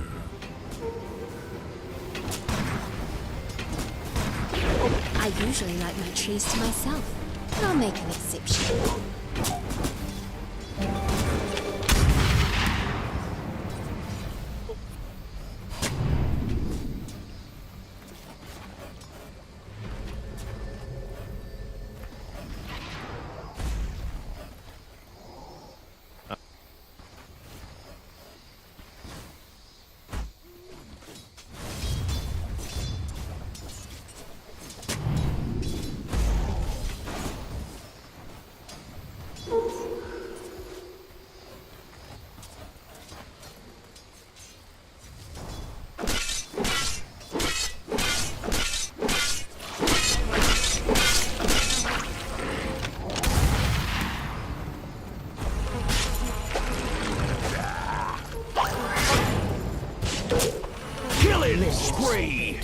just cut losses.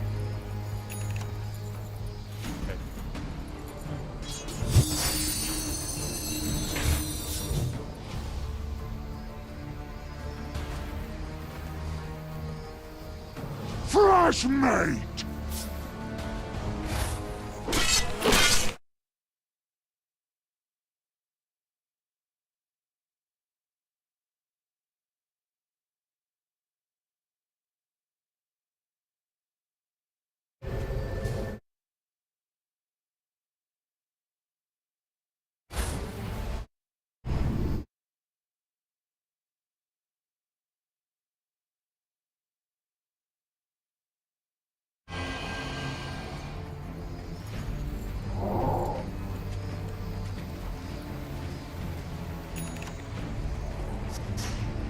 Should look to their middle tower.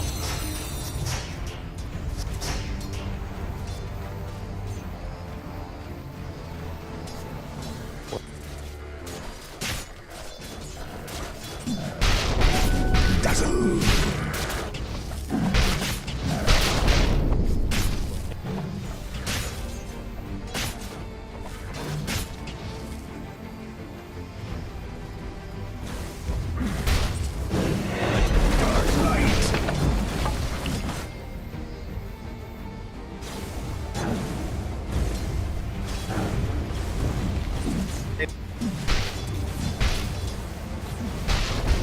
Dire's top tower is under attack.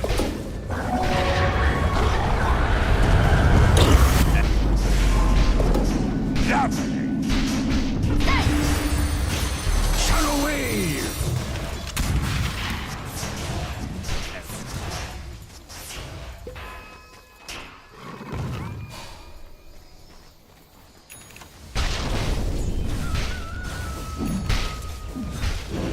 Radiant's middle tower is under attack.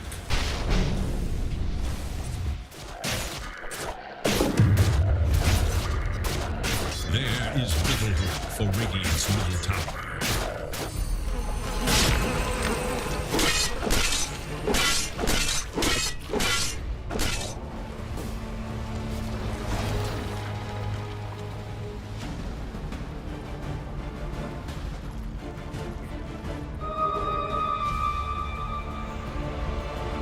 There is little hope for Dire's middle tower. Dark light!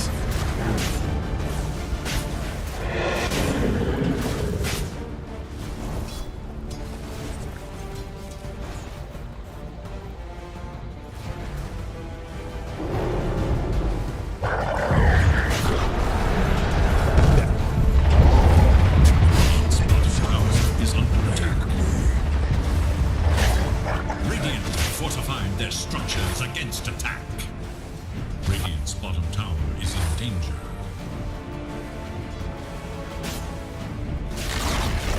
Radiant's bottom tower is no more.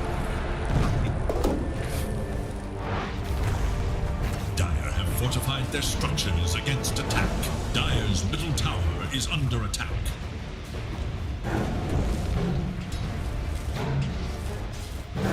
There is little hope for Dire's middle tower.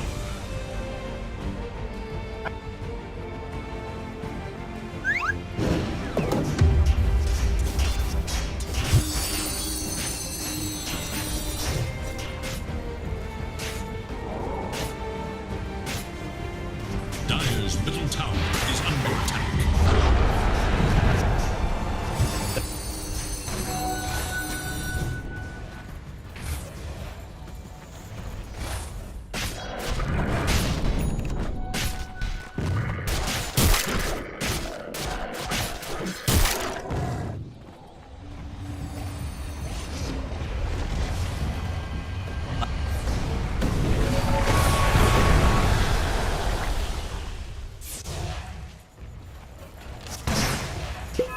Was most welcome.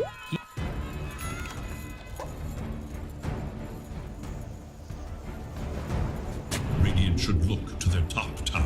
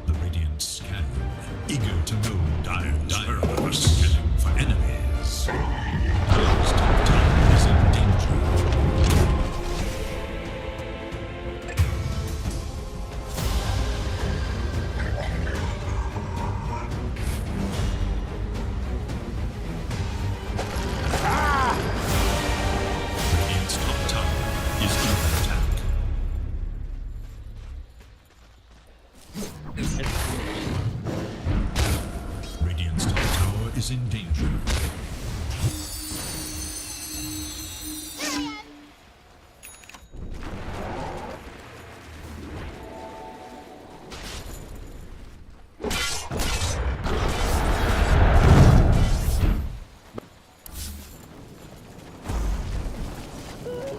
Radiant should look to their middle tower.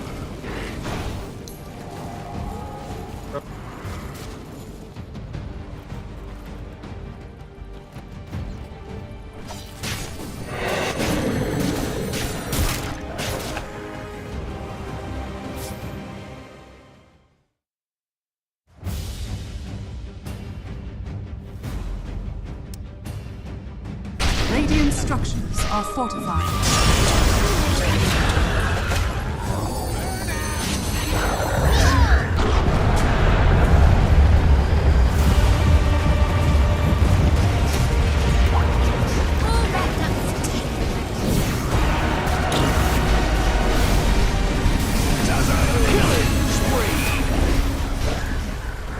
Your page in history ends. Dire's top tower is in danger. There is little hope for Radiant's middle tower. Dire should look to their top tower. Dire's top tower has fallen.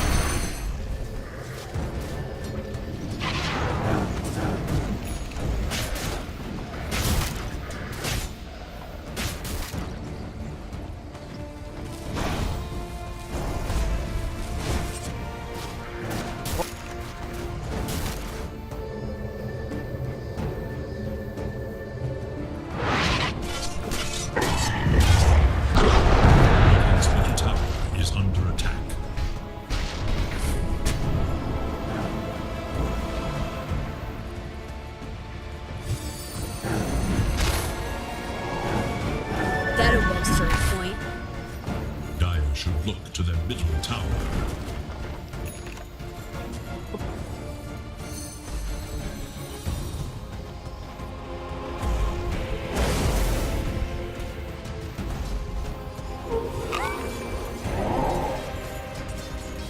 A prize!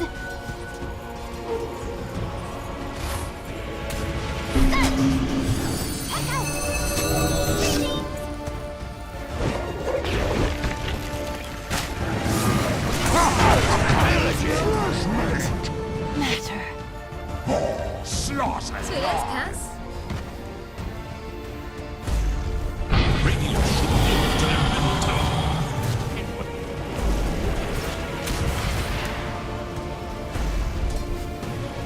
Radiant's middle tower is under attack.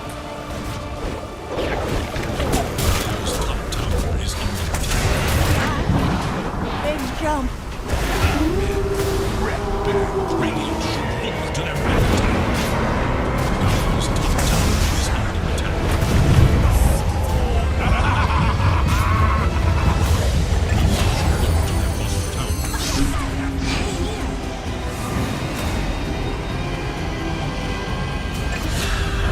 Radiant's bottom tower is under attack.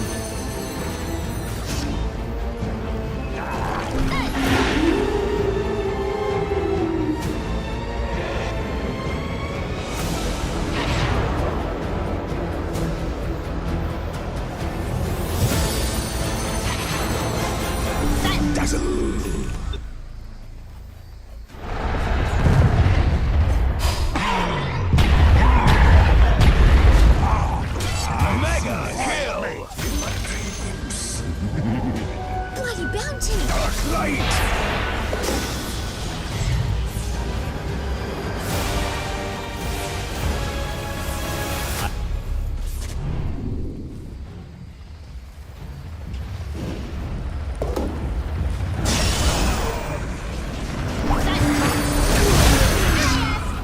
If you rise, I'll just shoot you again.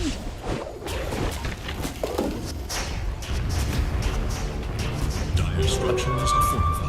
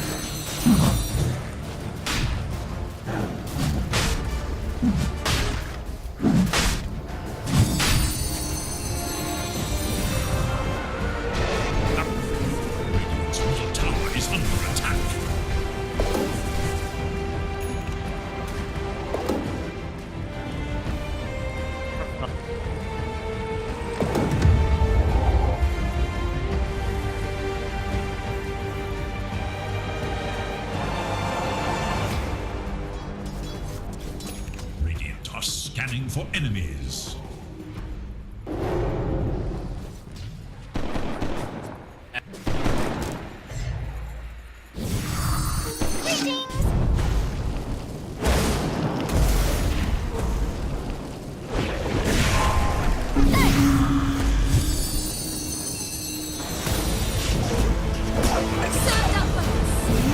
Wicked barbecue.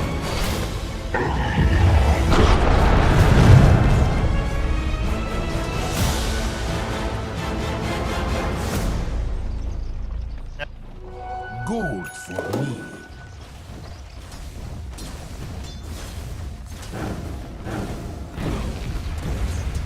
Radiant's bottom tower is under attack.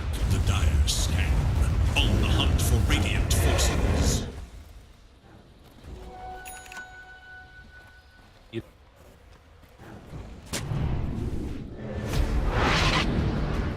Fresh mate.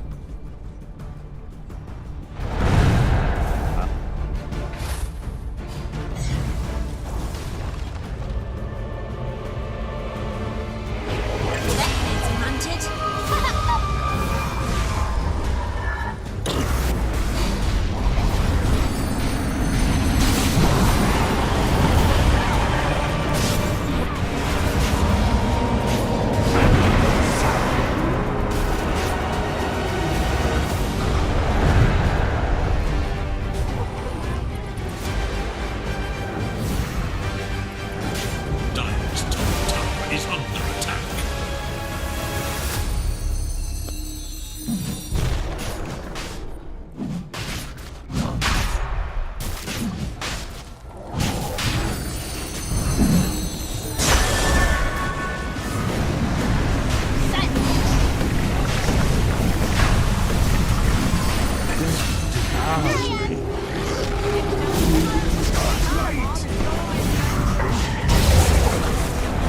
Dire's bottom tower is under attack.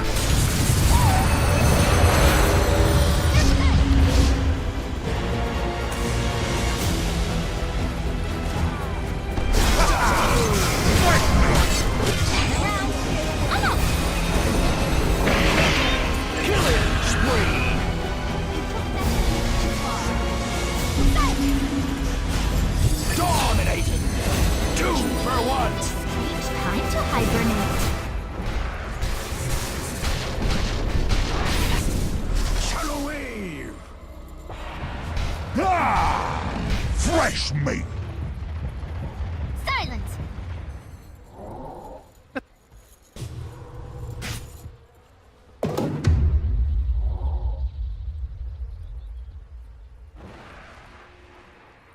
Dire's top tower is under attack.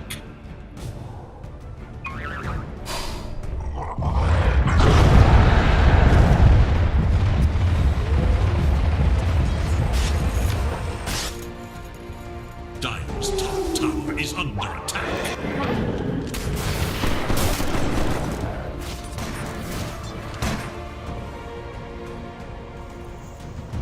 A prize.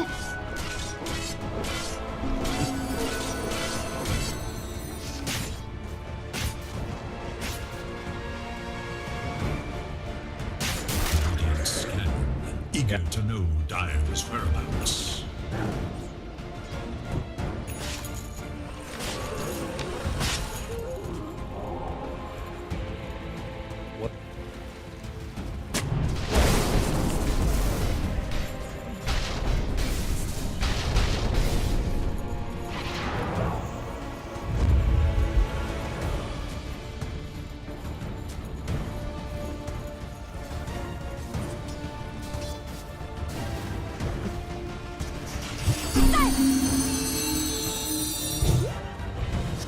Dire's structures are fortified. Dire are scanning for enemies. Dire's middle tower is under attack. Dire's middle tower has fallen.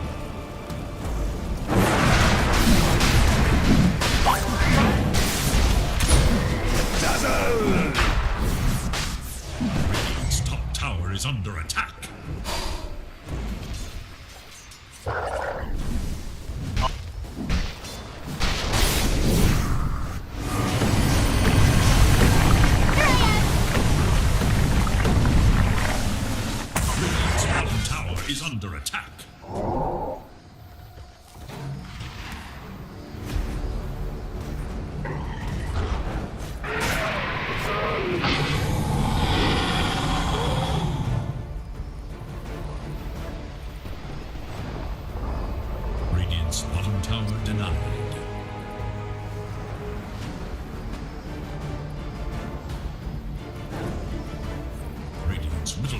is under attack. Dire's top tower is under attack. Radiant's middle tower is under attack. Dire's top tower is under attack.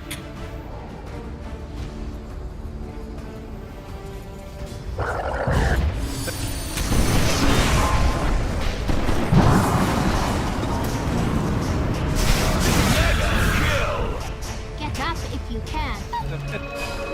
Dire's top tower is under attack. Shadow Wave! Dire's top tower is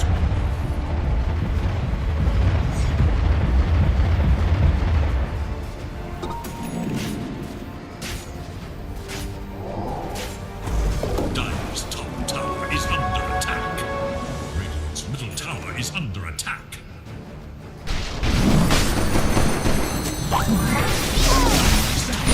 Is under attack.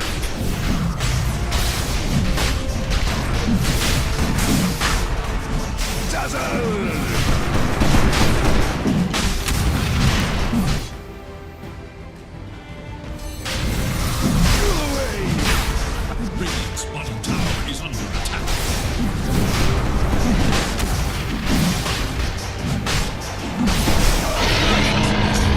To the Radiant. Radiant's bottom tower is under attack.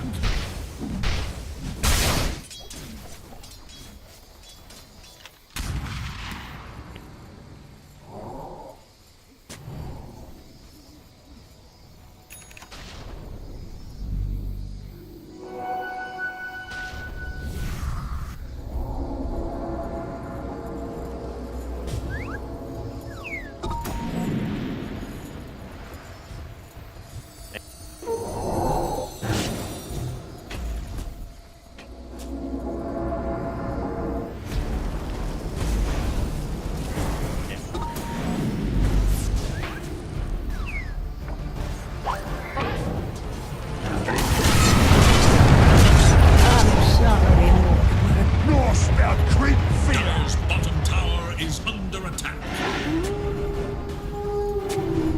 Dire are scanning for enemies.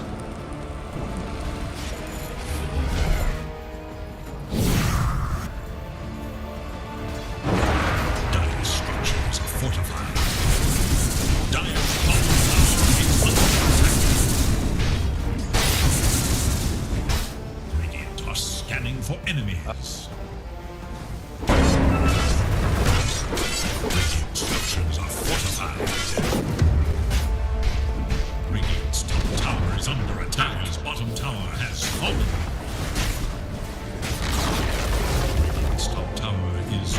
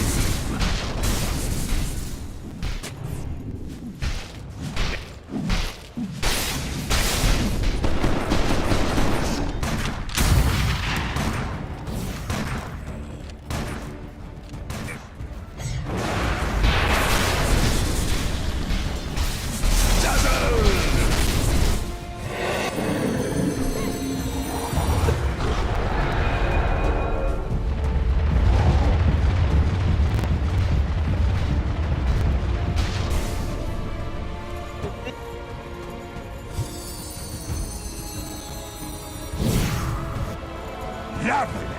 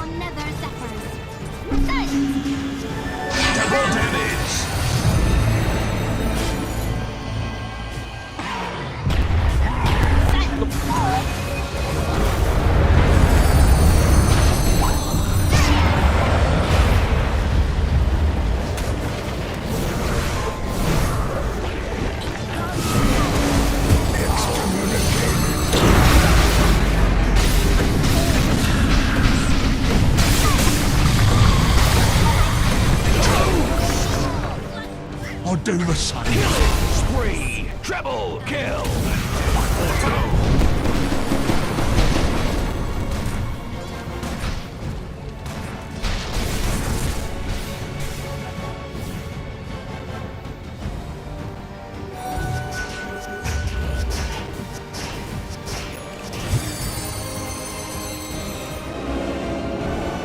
Dire's middle tower is under attack.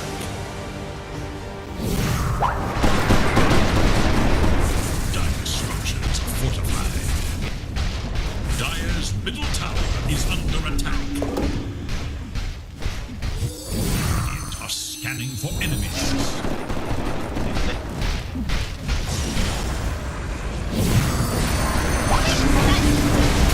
Killing spree. Team me up. Dire's middle tower is under attack. Dire's middle tower is no more.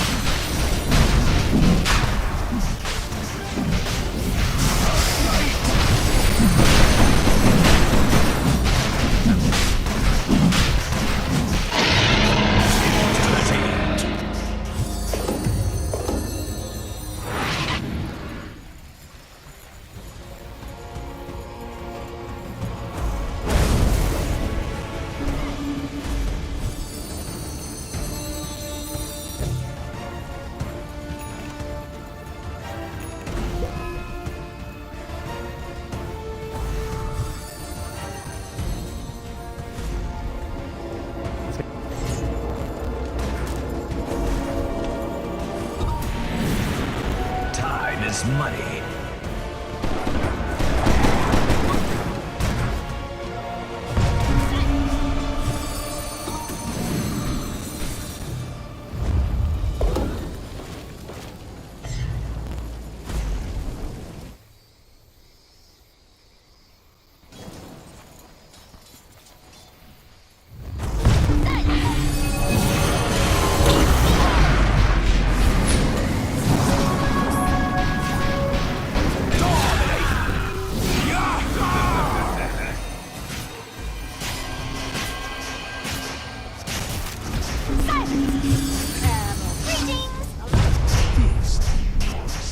Mega kill. 2 for 1.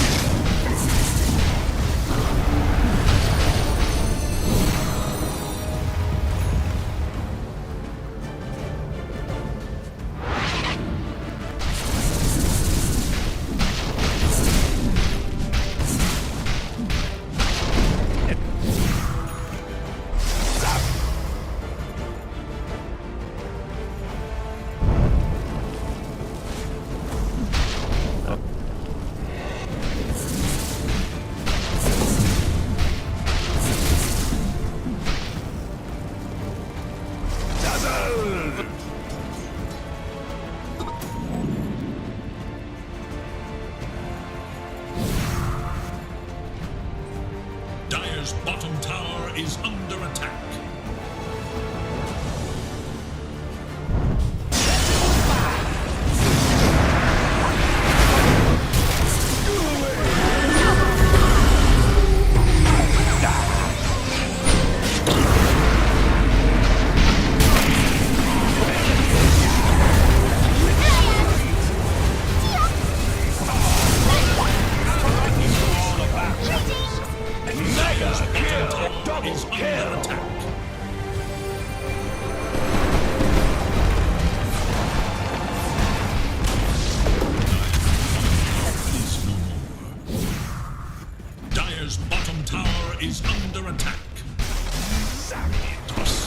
for enemies.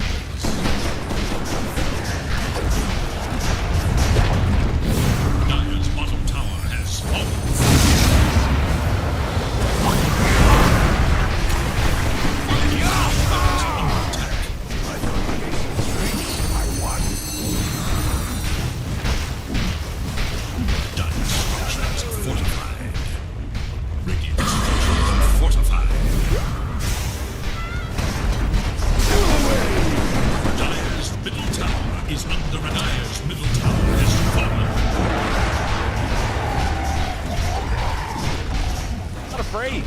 Still hanging out with the Aegis in hand. A minute dodges from the bushwhack. The tier 4 tower down.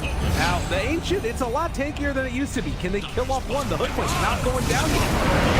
The backlines wanted something, anything. They do find a nice little jump out here. But the A gets turned upon next. We have silence. No chance for the pulverize. Everybody's gone again, and Aster that just dropping the bomb right into the pit, right into the fountain, and GG is called. Aster 2-0 Alliance. It's a 2-0, and it ends up being a pretty big victory in game 2 by the end of it. But you know, Alliance, they got their one win to start the day, and I will say even in this series, so game 1 pretty rough, obviously with the offlane Primal Beast. That game was pretty salty. This game not so bad. You know, you could see some of the upgrades and the concepts and ideas that Alliance are